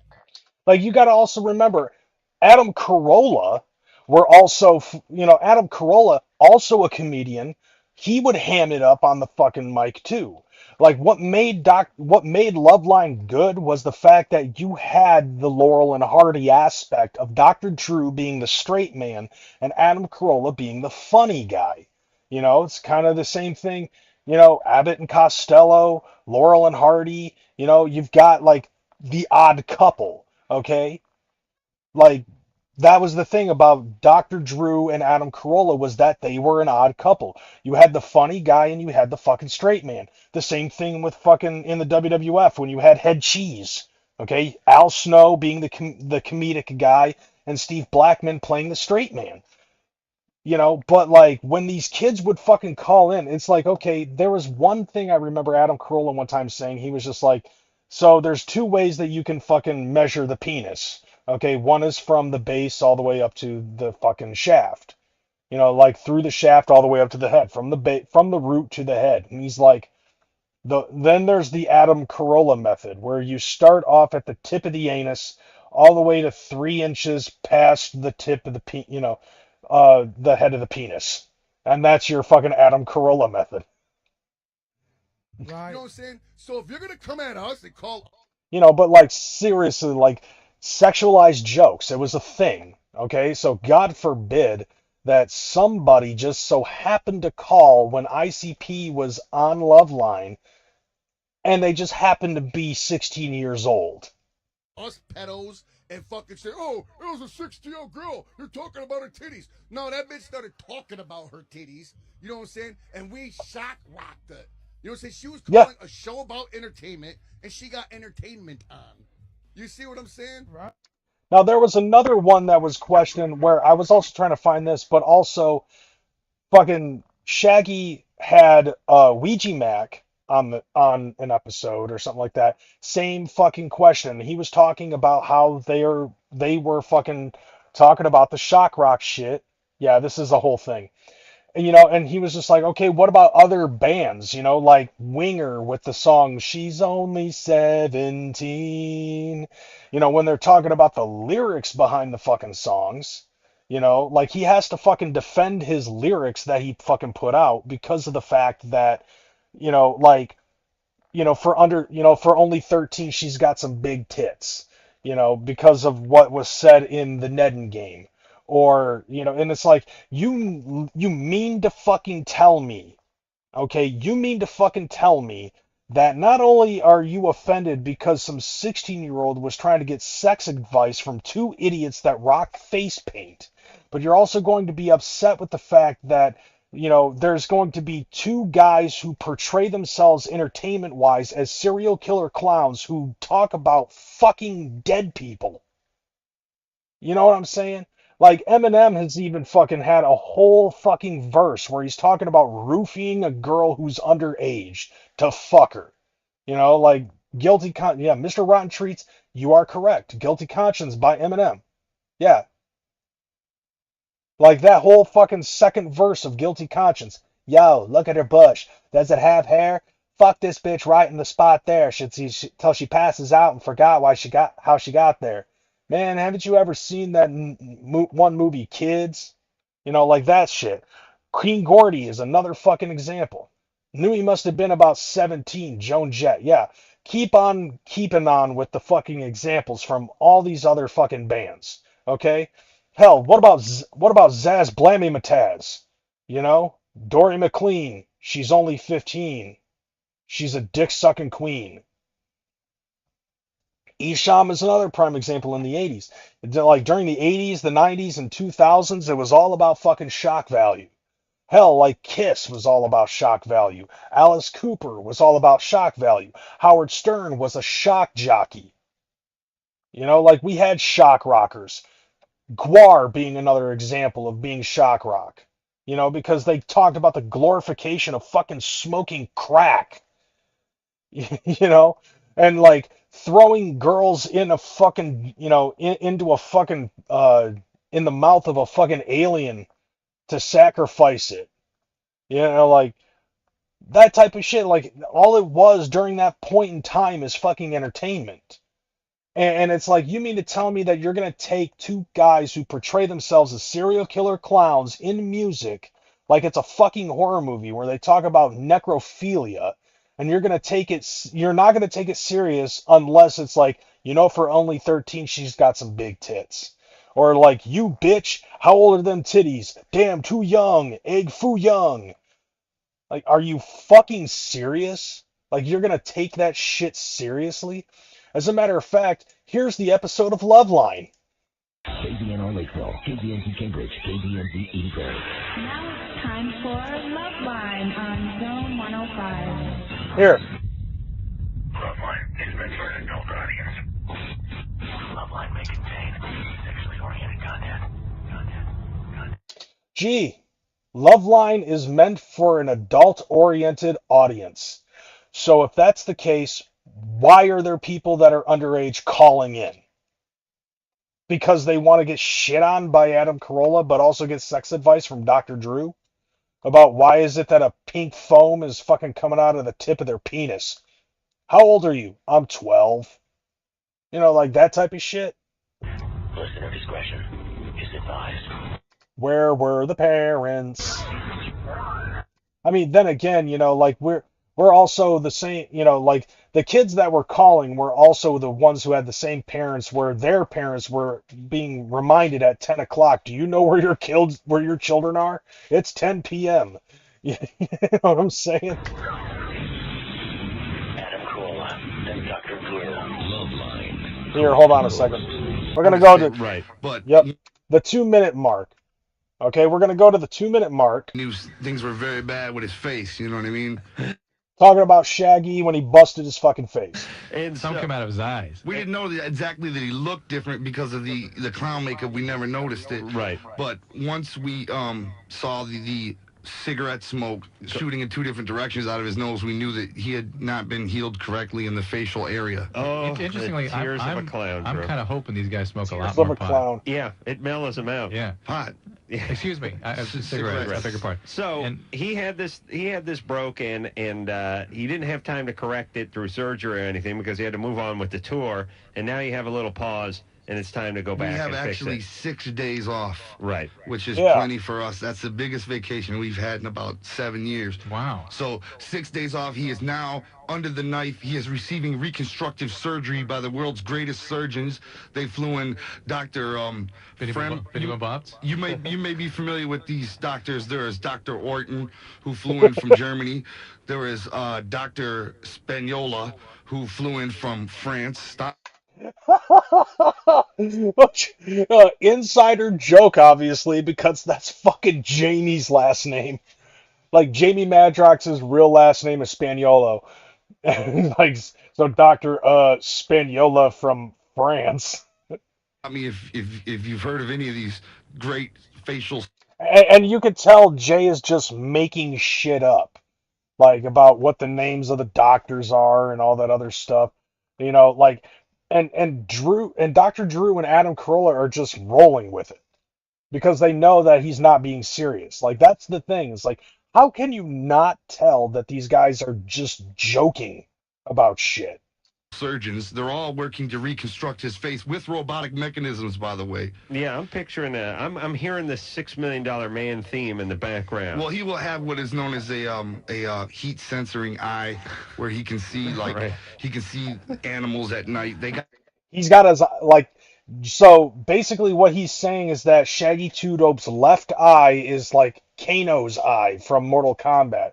He'll be able to shoot out lasers out of his left eye, and then in his right eye, he's able to see at night. Got him in the new Cadillac, you know, the heat sense, the night vision, if you will, or if you won't, it's still there. But the left eye can also see heat vision, kind of like the Predator. He's got night vision in his left eye. All of this I can't really discuss because it hasn't been made public. The government's Drew, over these. Right. Let me tell you something. If I ever needed surgery, I would want to fly the doctor in, even if I was at the best hospital in the world. Yeah. In fact, you'd fly out of town to fly the doctor over there. I would. Yeah. No, I would. Like, even Dr. Drew's getting in on the fucking jokes. Insist that he got on a helicopter, circled and land back again, so I could say I flew in. That's good. The best doctor, the best money could buy. But all right, as for the show, just to let you guys know, out of Shaggy and myself, I am a bit nervous because I usually have Shaggy by my side rubbing my thigh at this moment. Right. But without Shaggy here, it's quite okay because... Okay, you know what? Just for the Gen Z kids who have been taking these allegations seriously, that's taking literal, okay? Shaggy Two Dope does, in fact, rub Violent J's thigh during interviews.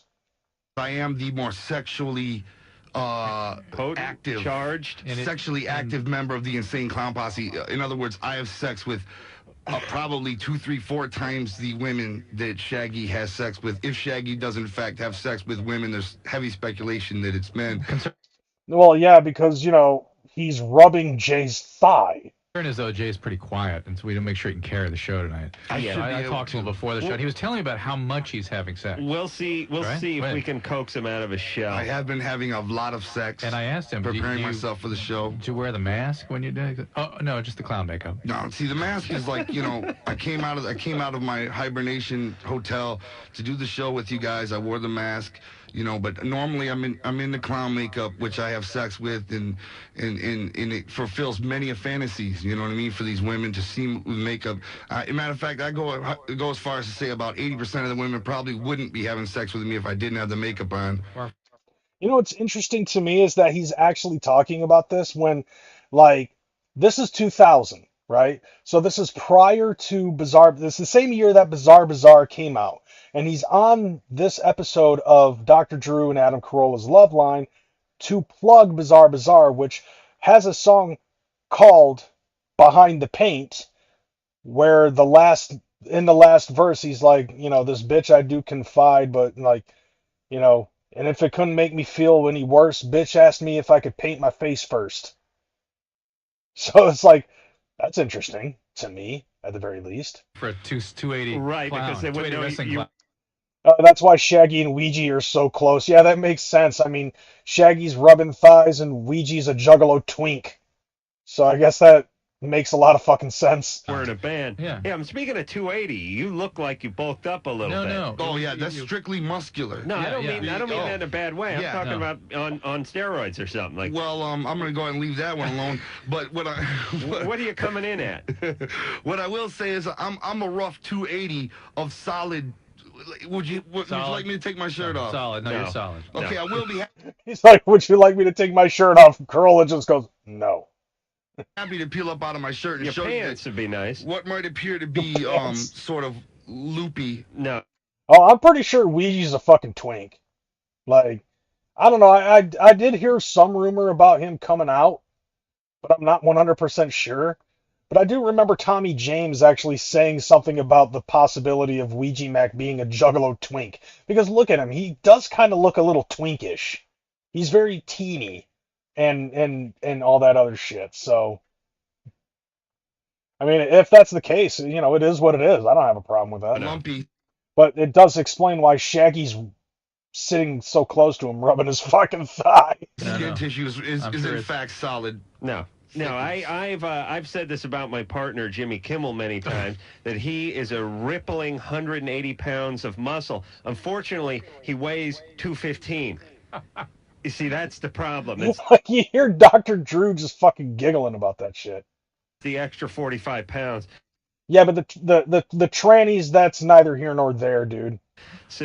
Like, that doesn't define him as a twink. 35 pounds sitting on the 180 rippling muscle. Not only am I a musician, though, I'm a professional wrestler. I take my health very seriously. You can tell by my. So, like, the whole point of why I'm putting this out here is because, like, very seriously. Your body's a temple. You've got this elongated shit before he gets to the fucking clip. So I take it seriously. You know what I'm saying? And like, it's called context. You sure you want me? I could take the shirt off. It would make you guys more Let me give some plugs here, by the way. The Insane Clown Posse has 2 CDs, right? Coming out? 2 separate albums. Right. Coming out on Halloween. On Halloween, the day the world celebrates the dead. Both called Bizarre. One is spelled Bizzar. The other one is spelled Bizaar. Right.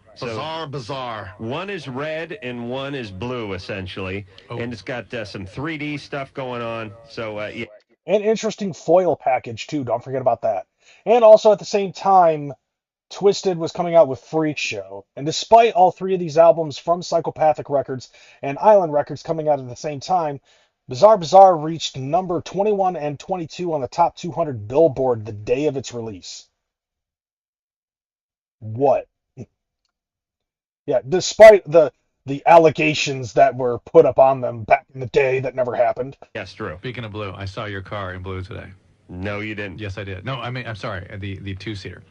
Yes. And that's your card. All right. Maybe this whole conversation could take place during a commercial break. Yes. Get back James? to the plug on the album. Thank you. Yes, the album is coming out on, like I said, or like Violent J said, on Halloween. And there's going to be some in-stores where you can find the guys doing some signing, too. But let's This talk album to is James. pure masterpiece. Just let me say that. Let's get to the questions. But damn it, buy the album. It's coming out Halloween. All right. First question. How's your nipples? James. Right there. Like, nobody fucking was on there, right? And Jay's like, first question, how's your nipples? Like, this ended up becoming a running gag throughout the half of the show, at the very least. Yeah. What's going on, James? 14.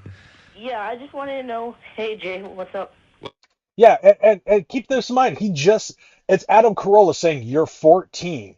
And earlier, what was it? Yeah, Mr. Rotten Treats ended up pointing out the fact that Loveline was a late show, and it started around midnight. You know, so you got 14-year-old kids fucking waiting until midnight to talk to Dr. Drew and Adam Carolla, two absolute fucking strangers, about their fucking sexcapades or whatever, you know? Damn it, buy the album. It's coming out Halloween. All right. First question. How's your nipples? James. Yeah. What's going on, James? 14. Yeah, I just wanted to know. It's like, if you're going on a fucking sex talk radio show, you're going to ask about questions. And if you're if you're a fucking comedian, you're going to be jokey about it, regardless as to who's fucking calling in. Hey, Jay, what's up? What's up? Not much. Is Bizarre Bazaar the 6th Joker card? Bizarre Bazaar is not the 6th Joker card, but I'm sorry, James. That's his name, James, right? Yes. Yeah. James, how's your nipples? Well, I'm a guy, so I don't know. You might Guys have nipples, James. Yours might have not poked out yet, but they're on their way. I don't care. It's fucking hilarious. Like, just the beats that Jay is putting it out. You know what I'm saying? All right. Okay. We're talking about the human body and sex, James. I mean, thank you. Buy Bizarre Bazaar when it comes out Halloween. But if we could take the next caller, please. Concerns about your nipples, your scrotum, whatever. Let's get to this. Drew, let's see if we can take some nipple. Let's make it nipple night. Tyler?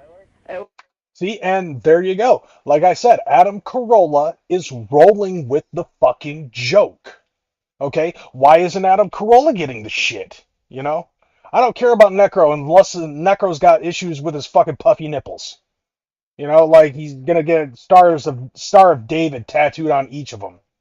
You know, that like, and if it's fucking causing a bad infection, where it's got like green goopiness coming out of the fucking nipple area, then we might have a fucking conversation.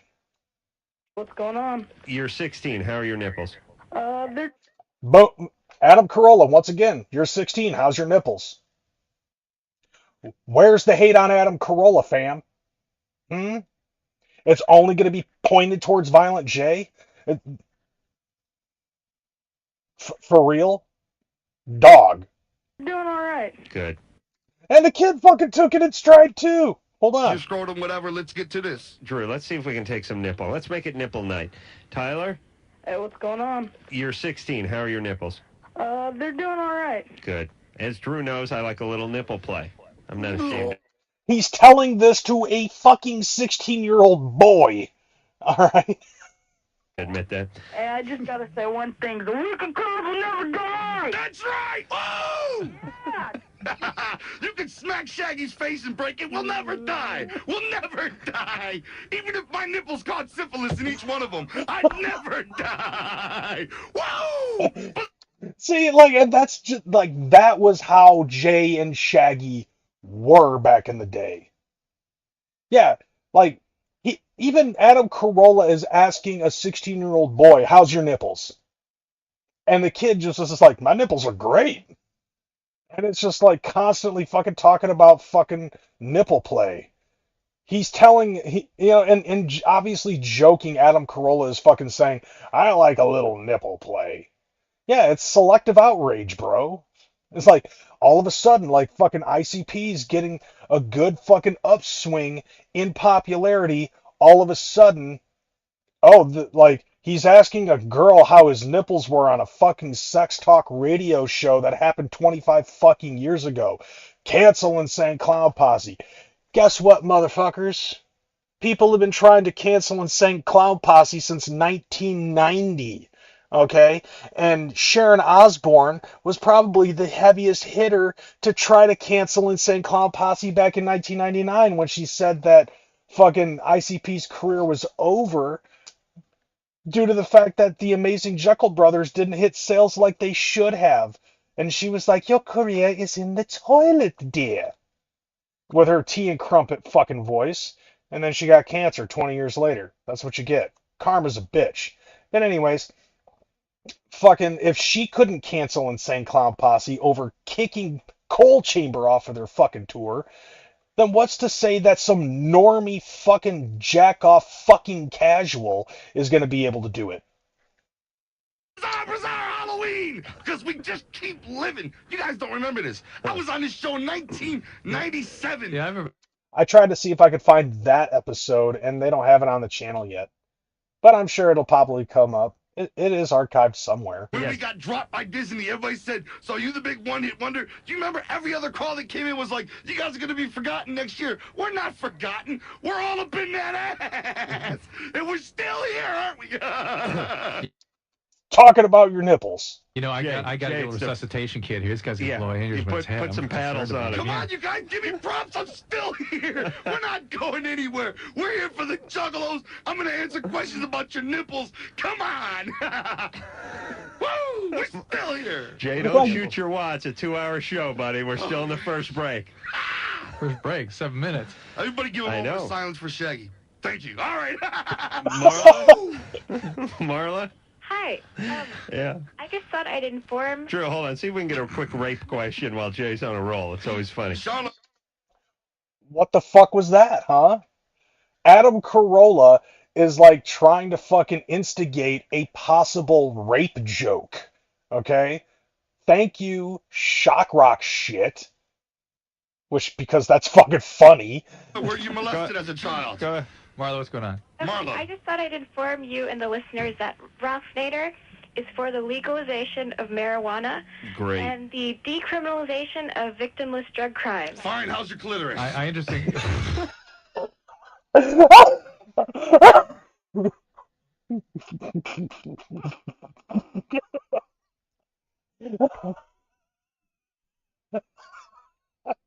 It just, he's like, whatever.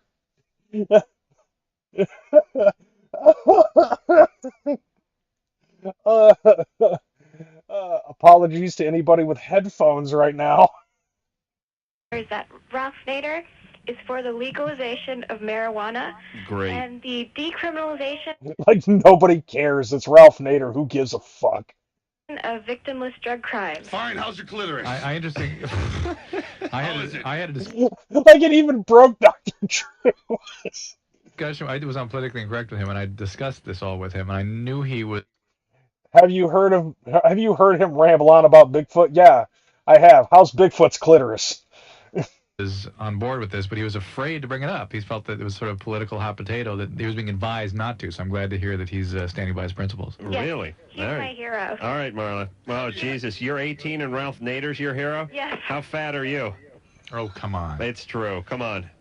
Oh, Are my you a God. big gal, Marla? No. Seriously. You're fat. No. Please. All right. You're Ralph. fat. I just happen to go to school and, worship nice people. Okay, do you finger bang yourself, Marla? Marla, thanks for your call. We're saving you from Jay. I was trying Thank to you get very into much, Drew. Bye. Thanks. All right. Come on. Let's get some sex calls for Jay. He's all hopped up. I'm scared he's going to jump on one of us. JD DeLay is only crying because his nipples look like they've been sucked so much in prison. They look like AK-47 rounds.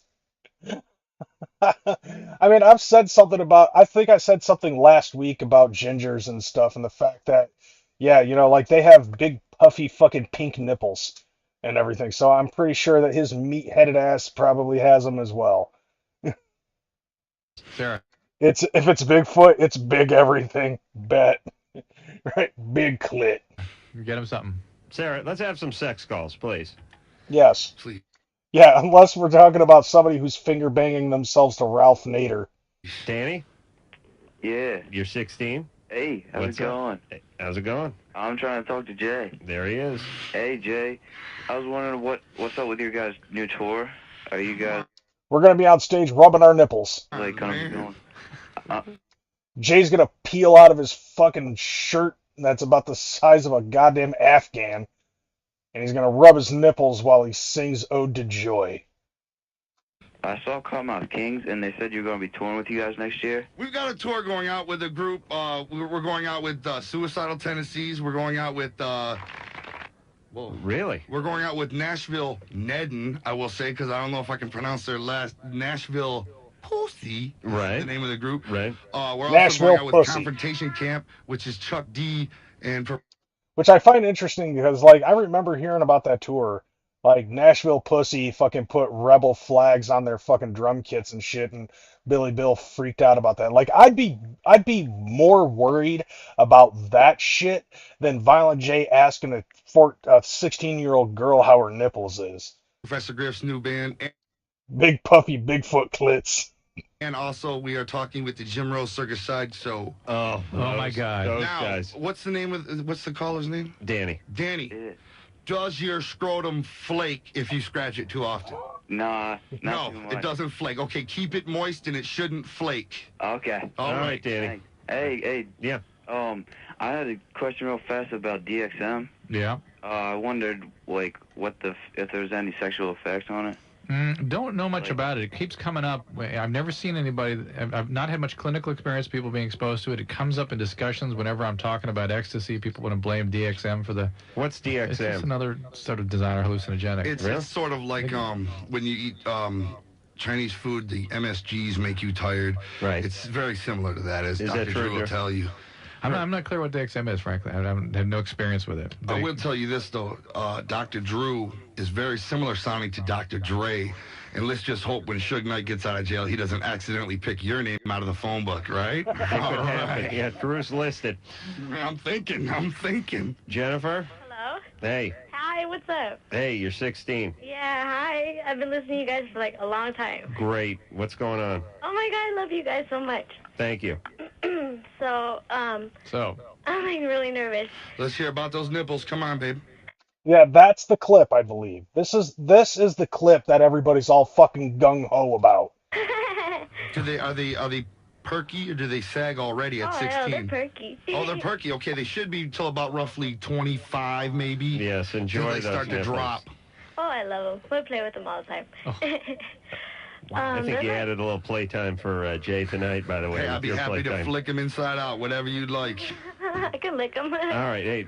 Come on, you're 16. I got cases pending as it is. Let's get to the question. All right. Like that actually was like that was the punchline right there. You know, like, yeah, everybody talked about their fucking nipples, and it ended up becoming a fucking running gag.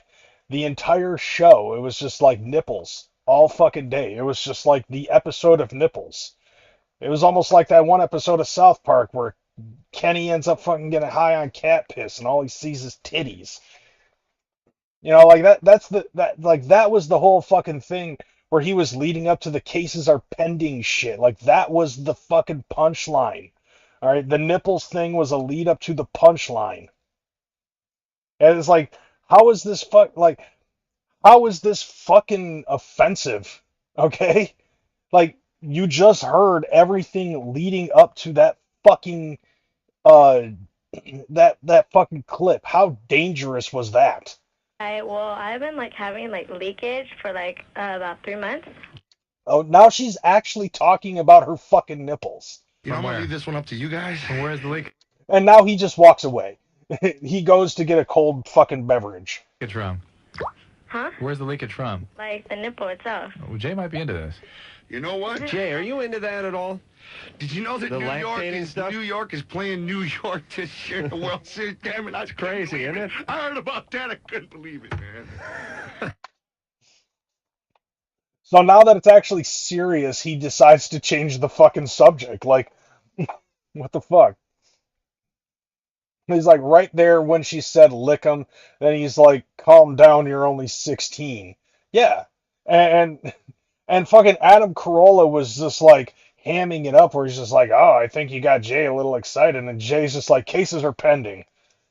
How about those leaky nipples? I'll tell you something right now about those nipples. What you want to do is you want to go ahead and twist them. All right? Get yourself a Ziploc. Put it around the nipple. Pull the Ziploc as tight as you can. Cut the circulation off. Very good, yeah. Have somebody flick it. If it makes a noise, you can hear, if it stiffens up, it should close the hole of the leakage and go ahead and go to sleep. And let's forget we ever had this problem. Like, yeah, because, like, that's literal sex advice. I'm pretty sure that the Gen Z people who didn't hear that, if they did hear that shit, they would probably think it's serious. Like, wait, you can do that? No, you fucking asshole. You're expecting actual serious fucking, like, sex experience coming from Violent J? The guy who raps about fucking dead bodies? Drew, would sealing the nipple work, or would that not be it? I don't know, my shirt is wet. I see. Any chance you're pregnant? Yeah, maybe. I'm not sure. Okay, that would be a cause of this, all right?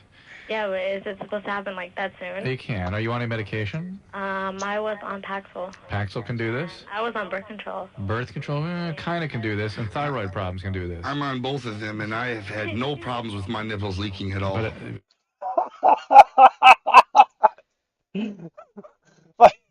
Okay, so these are these are primarily meds for females, and Jay is jokingly saying that he takes them too.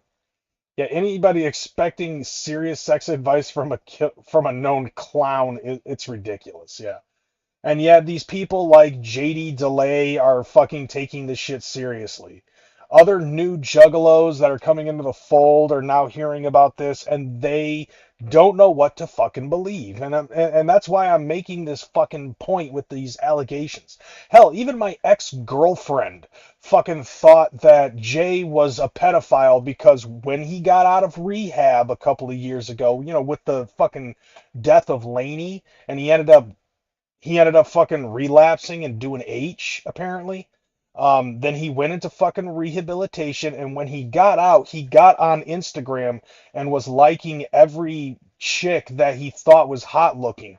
Wasn't looking at their age or anything like that. Hell, there's some women who don't even put their age in their descriptions of their fucking profiles, and yet he was liking them, hitting them up, and all that other shit. And the conversation would obviously fucking go until he found out, oh, you're underage, bye. And just fucking leave it at that. It's like they're like, and that was the thing that I was trying to make the argument to her, where it's just like, look, she is like, I tried to make the explanation to her, and I was like, look, Jay is just fucking lonely after being in rehab for a couple months, and he's trying to look up fucking hotties because this is his way of trying to fucking get over what he has done. He's single. He's ready to he feels like he's ready to move forward with his life, and he's looking for bitches. Okay, and he came across Sarah Rusi, and then after that, basically everything else just went bye-bye. Okay, every other chick that he was talking to, basically fucking out of sight, out of mind. You know what I'm saying? But, like, that was the other lead up. That was the other major lead up that would make people think of these allegations. And it's due to how Sarah Rusi has been when it concerns the way that she acts on TikTok and her history with being an OnlyFans model. Here, I even have it over here. Like, this is her fucking TikTok profile. Okay, like, she has 139, almost 140,000 fucking followers. Like, take a look at some of the numbers that she has on here. 1.3 million views on her explaining that she's Violent J's girlfriend. 2.2 on what's this saying? Oh, my ex-boyfriend cheated and now I'm dating his favorite rapper. Right? But a vast majority of the videos that she has are her doing this shit. Let's talk while I make dinner. I'm making elk meat quesadillas, by the way. I'm adding spicy taco seasoning to it. I'm also adding diced onions. I want to talk about something I've been been wanting to speak about for 2 years now. It's about the Love Don't Judge episode that I filmed with my boyfriend. One of the things that people gave me criticism about was the statement I made about Jay's blue check mark catching my eye. When I made that statement, I was trying to be funny. I too had a blue check mark, and this was before you could pay to have one. After I made that comment, I explained how we started talking. They just edited all of that out. One of his first messages, he had mentioned... I mean, you get the idea, okay? Like, here, I'll just scroll a few. Okay, you take a look at this one, it's her bouncing. Take a look at this one, she's bouncing. This one, she's bouncing. Bouncing, bouncing, not that one. Bouncing. Okay, going down this, bouncing, bouncing, bouncing. Just sitting there like an individual. Posing, bouncing. Okay, this is her from when she was dating that one dude. Your dad is your ex is your dad. Okay, her talking, bouncing, chilling, like just spraying Fago and making a mess. Like, this was the vast majority of the people that are fucking having a problem with Sarah Rusi's content. It's like she's now in her 30s and she's making these videos like she's bouncing and making a mess and all of this other stuff, but it's, you know, or cosplaying, like her dressed up as Eric fucking Cartman as she's bouncing and making a mess. Okay, like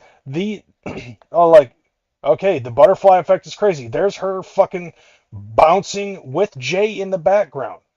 It's like she's just like, this is it. Like, that's all that the people majority wise have a problem with, is the fact that she's like, oh, you're 30 and you're bouncing and you have this past as an OnlyFans model, and now you're dating Violent J. You must be dating him for his fucking money because, like, you're a fucking, you know, you're trying to get a fucking sugar daddy or something to that effect. And it's like, okay. And then there's the age difference between him and her, which is like a 20-year age difference between the two. And it's like, you think that just because Jay is dating somebody who's 20 years younger than him, they're both consenting adults, mind you, okay? The jiggly bits do be jiggling. And she's basically at this point, because of how many people complain about her fucking bouncing and making a mess when she's making food or making, you know, alcoholic drinks via Fago and shit like that. Like, everybody seems to be complaining, and the more that they complain, the more she fucking does it to spite them. And personally, I see that, and I think that's hilarious. But because of the fact that Violent J has spoken on Instagram to people that once he finds out that they're underage, then he stops the conversation altogether, right? And the fact that he's dating somebody who's like 20 years his junior, and they want to make it seem like he's a fucking pedophile because of that shit, and then mix in the stuff that he said 25 fucking years ago. It's like, do you not pay attention to any of the other shit that he has done in the past? Like, when they stopped doing the shock rock shit, and Jay and Shaggy actually started being a little bit more real and more open about their past, like Jay being fucking molested as a child. Of course he's not going to be a fucking pedophile, because that was one of the worst fucking things that ever happened in his goddamn life. He has literally said that if he ever came across that dude again, he was going to murder him, and he would be happier than fuck to actually spend that time in jail if he didn't get away with it. He's also got kids of his own, and he is a better father than a lot of other fathers that have grown up to be in the same position as him, where he's had no father growing up, and he's a good dad. All right, he has spent his life with his kids. You know what I'm saying? And it's like, so what about it makes him a fucking pedo? I can't believe that I actually have to fucking argue this shit, but it just pisses me off, because it's like, oh, the messiness that she's doing, the bouncing and all this other stuff, I guess the age play that they do, because she cosplays as, you know, like with the pigtails and shit like that. Oh, gee, I wonder who else fucking did that. You know, I would honestly, like, I would honestly be surprised and shocked if somebody like Blase Rose was all in that fucking mix, trying to say that Jay is a fucking pedo because he dates chicks with fucking pigtails. Pigtails are hot as fuck. It doesn't matter how old you are. Like, as long, and like I said, though, is as long as it's consenting adult, you know? But, like, she's into cosplay. She does the bouncy thing. Look, here's her dressed up as Princess fucking Peach. And it makes sense because Jay's fucking Mario. I was there for that Hallowicked. You know, but it's like, they are happy. You can't, like, hate on that. And if you do, you're a piece of shit. Jay is happy with where he is with her. They're a happy couple. And then, you know, so it's like, okay, so she has a fucking past. I don't personally agree with women who do OnlyFans. I don't like women who do OnlyFans. That's just me personally. But she's also said that she has stopped doing the OnlyFans shit for him. You know, because it makes him uncomfortable and she wants to be a happy, you know, a happy, loving person in his life. So she stopped doing it. And it's like, to me, it just comes off as like absolute fucking jealousy. Like, to a lot of these other women who are talking shit about Sarah Rusi being in a relationship with Violent J, it literally just comes off like you are being petty due to jealousy because you would want to fuck him. And you can't convince me otherwise. You can try to say, oh, like, I don't like her content because of the bouncing, bouncing, cosplay, bouncing, and making a mess in the videos. And it's like she's trying to act like she's, you know, blah, blah, you know, it's like she's trying to act like she's an age that she's not. And it's like, dude, she's a teeny fucking girl. All right? So, like, so what if she's got fucking golden retriever pixie energy? Who gives a fuck? Like, why do you give that much of a fuck about it?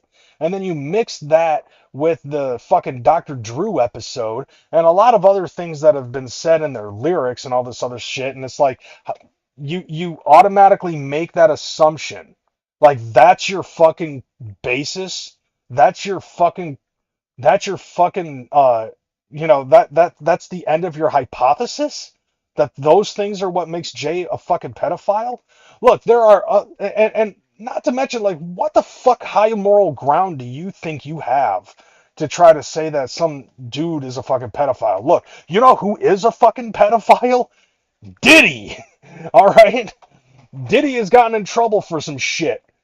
Like, the allegations that have been going out with Justin Bieber. I don't know how, like, and you know what the funny thing to me about it all is the fact that not a single fucking female has come out and said anything about Violent J being a fucking pedophile. Do you not understand that? Like I said, when Violent J finds out that the girl is underage, he cuts communication off completely because he doesn't want to be involved in something like that. He don't want to catch that case. Like, if it was, then he'd be like, okay, we got to be hush-hush about this, and don't let your parents know that you're fucking talking to Violent J, you know? It's our little secret, you know, that type of shit. That type of stuff is the stuff that can get you in trouble, because that is easily fucking screenshot, and then it can be sent out into the fucking world. That's proof, okay? That would be some proof that, like, Jay is actually actively trying to fucking hook up with an underage girl. You know who else is a fucking pedophile? Onision. And and there's proof of that because he has groomed girls. He hasn't had sex with girls until they're 18, but for 2-3 fucking years at a time, he will groom an underage girl into convincing them that the best thing for them would be in a relationship with him and to be sexually active once they turn 18. He grooms girls. Chris Hansen has actually fucking posted shit about Onion Boy. And guess what? Chris Hansen is down with the clown. Remember? Or did JD Delay not see that part? Yeah, I don't give a fuck. He can go ahead and copyright strike me. Well, he's not going to be able to because I'm not using any of his fucking footage. But he could bitch. But then again, I'm not popular enough for him to fucking be on his radar. And if he did actually bitch about me, then guess what that does? That ups my fucking score here on YouTube. So I win either way. I can either talk shit about him and stay underground, or I can fucking have him talk shit about me and get me in trouble, or try to get me in trouble, which ups my credibility. The way I look at it, if he comes after me for the shit that I fucking said, well, then that makes it a little bit more credible now, doesn't it? Anyways, fuck the Onion Boy.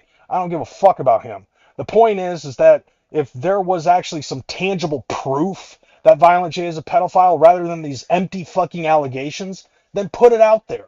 There is nothing. There's nothing there. Not to mention, like I said, JD Delay. Did you know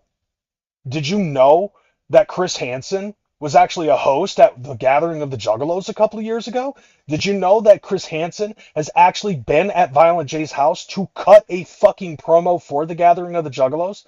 Did you know that Chris Hansen still has a pair of Violent J's underwear in his fucking shirt pocket? Okay. So, like, all of this Loveline shit, you could fuck the fuck off with that, as far as I'm concerned.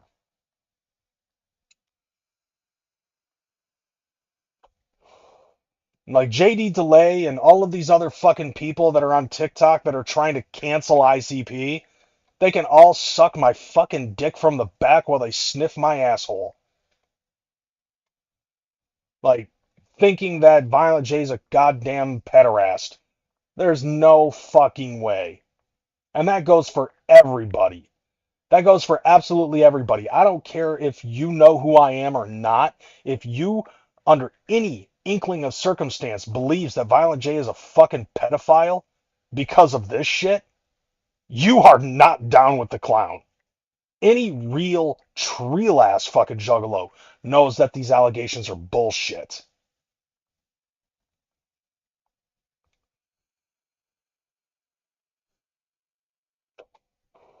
As a matter of fact, I hope to God that I lose subscribers over that shit.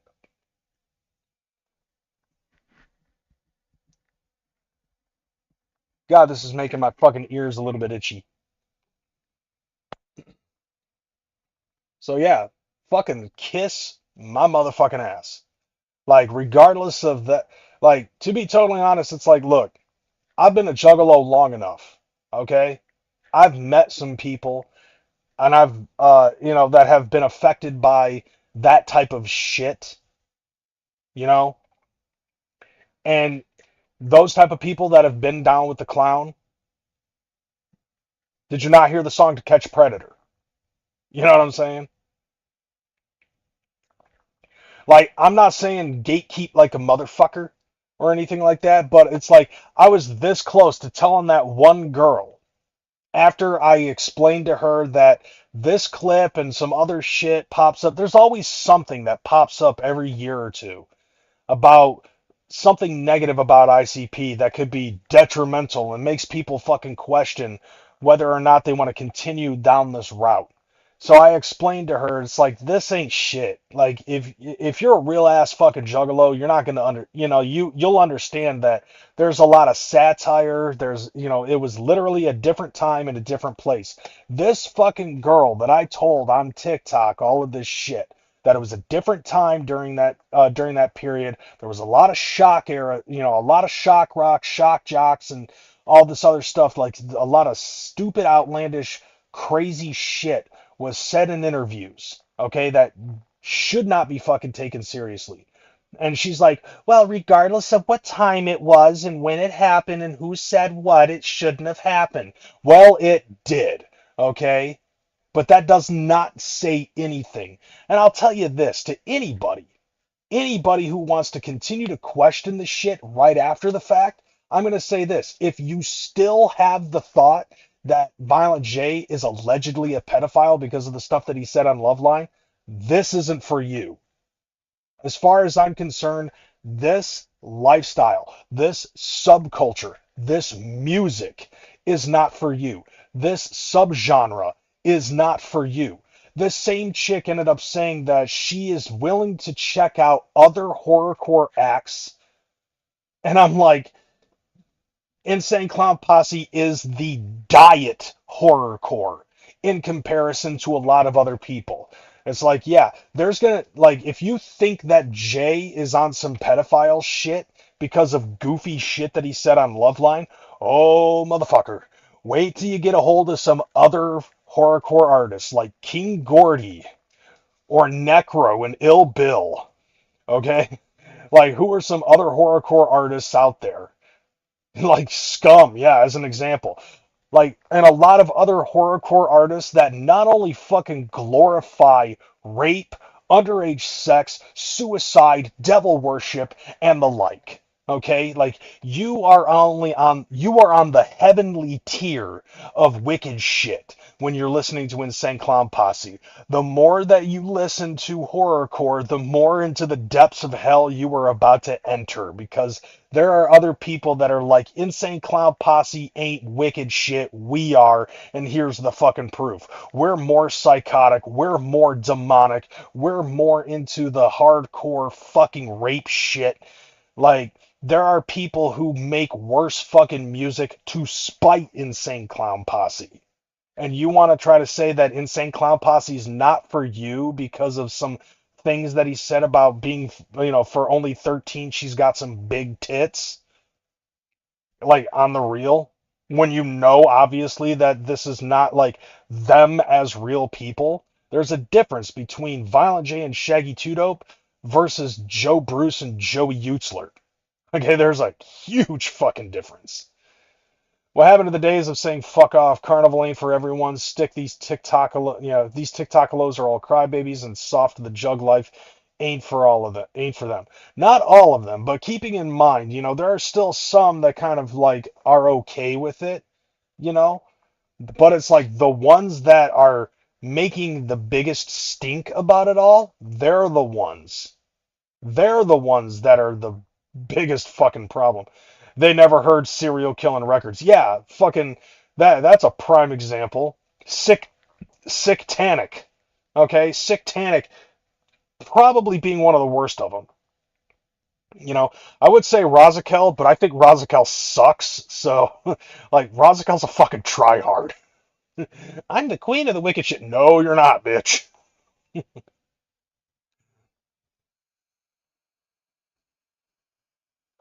I mean, even some fucking cringy rappers like, what was it, Siren, Mistress of the Wicked with Rape Me, Daddy, Rape Me? Like, even as cringe as that fucking song is, like, that song, like, at least she was trying to fucking be a little bit more dark than Insane Clown Posse. But, but nevertheless, it's like, you can't, like, and it's like, maybe it's some people out there out of jealousy of Jay fucking dating Sarah Rusi that they're trying to cancel Insane Clown Posse because they don't have a chance with Joe anymore. So they're just like, well, then I'm going to burn your fucking career. And like I said, if Sharon Osbourne couldn't cancel Insane Clown Posse, what makes them think that cancel culture is going to fucking cancel Insane Clown Posse? Besides, with the way that the fucking government is going right now in politics, woke culture is dying. Okay? So, fuck that shit. Teach How to Satan. Love that song. Let's see, just left the clown show. They changed the Ned and Game lyric from 13 to 26. Yeah, I've seen that shit. Like, I'm like, come on, bro. But, like, at the same time, it's like, they said, they have done some questionable shit in interviews and in their music. I talked about how they used to drop the word faggot in their music all the time, and they don't do that anymore. It's the same thing with, like, Twisted and Blaze, where they used to drop N-bombs in their fucking music, and now Blaze ends up saying suckers instead. Like, which I'm just like, why would you do that? Like, me personally, I'm like, why would you do that? I guess they are willing to do it because they've maybe been questioned about it a couple of times, but still, nevertheless. And absolutely the far worse artist than ICP with the lyrics, if you really dig deep, if you grew up with this stuff, Yeah, and it's like a lot of these kids that are now new, and it's like, how in the fuck are you going to be younger than the age of my juggaloism and try to tell me what's what? I really like it when somebody tries to tell me what is and is not a juggalo when I've been down with a clown longer than you've been alive. It's so fucking ridiculous. I mean, yeah, we all make questionable decisions. It's just not all documented. I mean, like, yeah, I've said and done some things that I've regretted in the past. I'm sure everybody fucking has. But is it really something that's worth fucking canceling me over? You know what I'm saying? And the same thing goes for Insane Clown Posse. It's like, yeah, they've said some questionable shit in the past, but is it something that's justifiable enough to fucking cancel somebody? This is that cancel culture. It's the same shit that they've been doing since 2015, where if they don't like somebody, they dig through their fucking Twitter history and find a questionable tweets from 7 years prior. And they're like, oh, they said this back in 2013, they're terrible, or this is something that they said at the very birth of fucking Twitter. You know? It's like they showed a picture of their dick and called everybody a fag. It's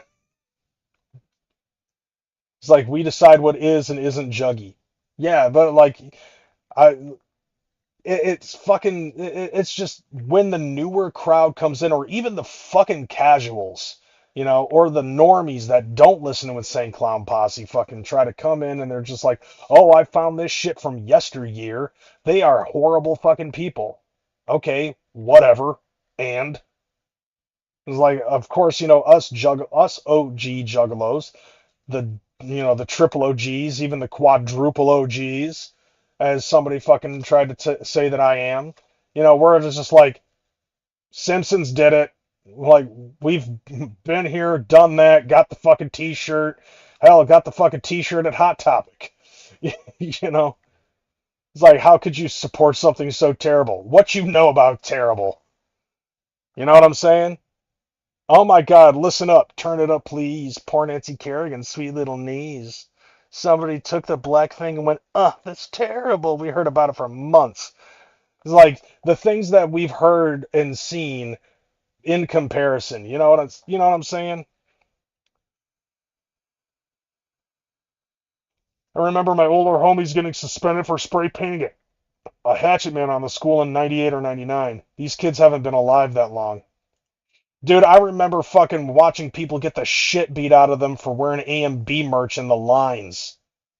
You know what I'm saying? Like back in the day, like we were fucking ruthless back then.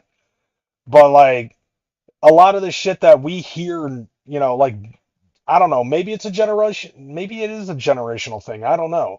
But to me, it's like what I just heard on Loveline, that's shit that we heard all the fucking time. Like I'm practically fucking desensitized to it. But it's like, that's not that big of a deal. Unless I have seen video proof of Violent J fucking a child while they're holding two forms of identification that prove that they're underage, I don't fully necessarily believe it. Like, I will never be convinced of the fact that Violent J is a goddamn pedophile. And if you think that they are, fuck you. And that's all I've got to say about that.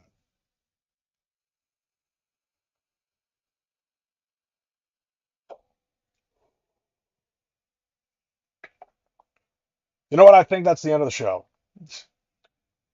And, if you go on TikTok in about 20 minutes, I'm going to play some Doom.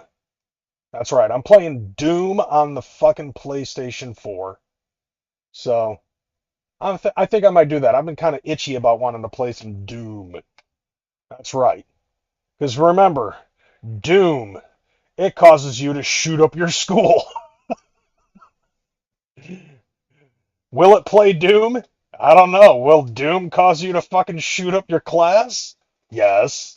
And while listening to Marilyn Manson and Insane Clown Posse all at the same time. That sounds like the random festival type of people, Stasher, or real modern juggalos. Any old school juggalos rarely get offended by that. Let's see, about 4 years back at the gathering, I heard people crying everywhere about what they heard someone say. Yeah. Yeah, dude. Classic game. Fucking everybody loves Doom. You know what I want to see? I want to see somebody rewire a fucking kiosk at Taco Bell and play Doom on it. I want to see that actually fucking happen. Anything and everything. Will it play Doom? That shows the importance of something. You know what I'm saying? And you know, fuck a vast majority of these TikTokalos, okay? So they don't know the shit as far as I'm concerned. Like they only want to hear like they only want to fish for the old shit to try to look for something negative in order to say something negative about ICP. And that's how it is for anybody. You know what it really says to me? It really says to me that Violent J and Shaggy have gotten Insane Clown Posse so, you know, popular enough to have people try to cancel them, and that really shows where they're at in this day and age. Like, they're able to stay relevant by making people want to cancel them for shit that they said 25 years ago. You know what I'm saying? Like, fuck these kids. Goddamn kids. Fucking kids, how do they work? Oh, wait, they're Gen Z. They don't. I miss playing Quake games and what up, Dragon Slayer? Yeah, dude, fucking... I think I got Quake somewhere. I think I might have it for Nintendo 64. I also have I have Unreal Championship for the regular Xbox, and I'll eventually get to both of those games as well. Old school FPS games are the shit, just like ICP interviews on Loveline back in the day. They're the shit too. I don't give a fuck. But alright, I'm out this bitch, y'all. Thank you guys for being here, watching, and participating up in the chat. If you are new to this and you agree with everything that I said, it's up to you whether or not you want to fucking subscribe. So, yeah, hit that fucking like button. Make sure you smash that bitch like you're smashing a fucking 16-year-old girl's nipples. Alright, I'm out this bitch, y'all. Deuces.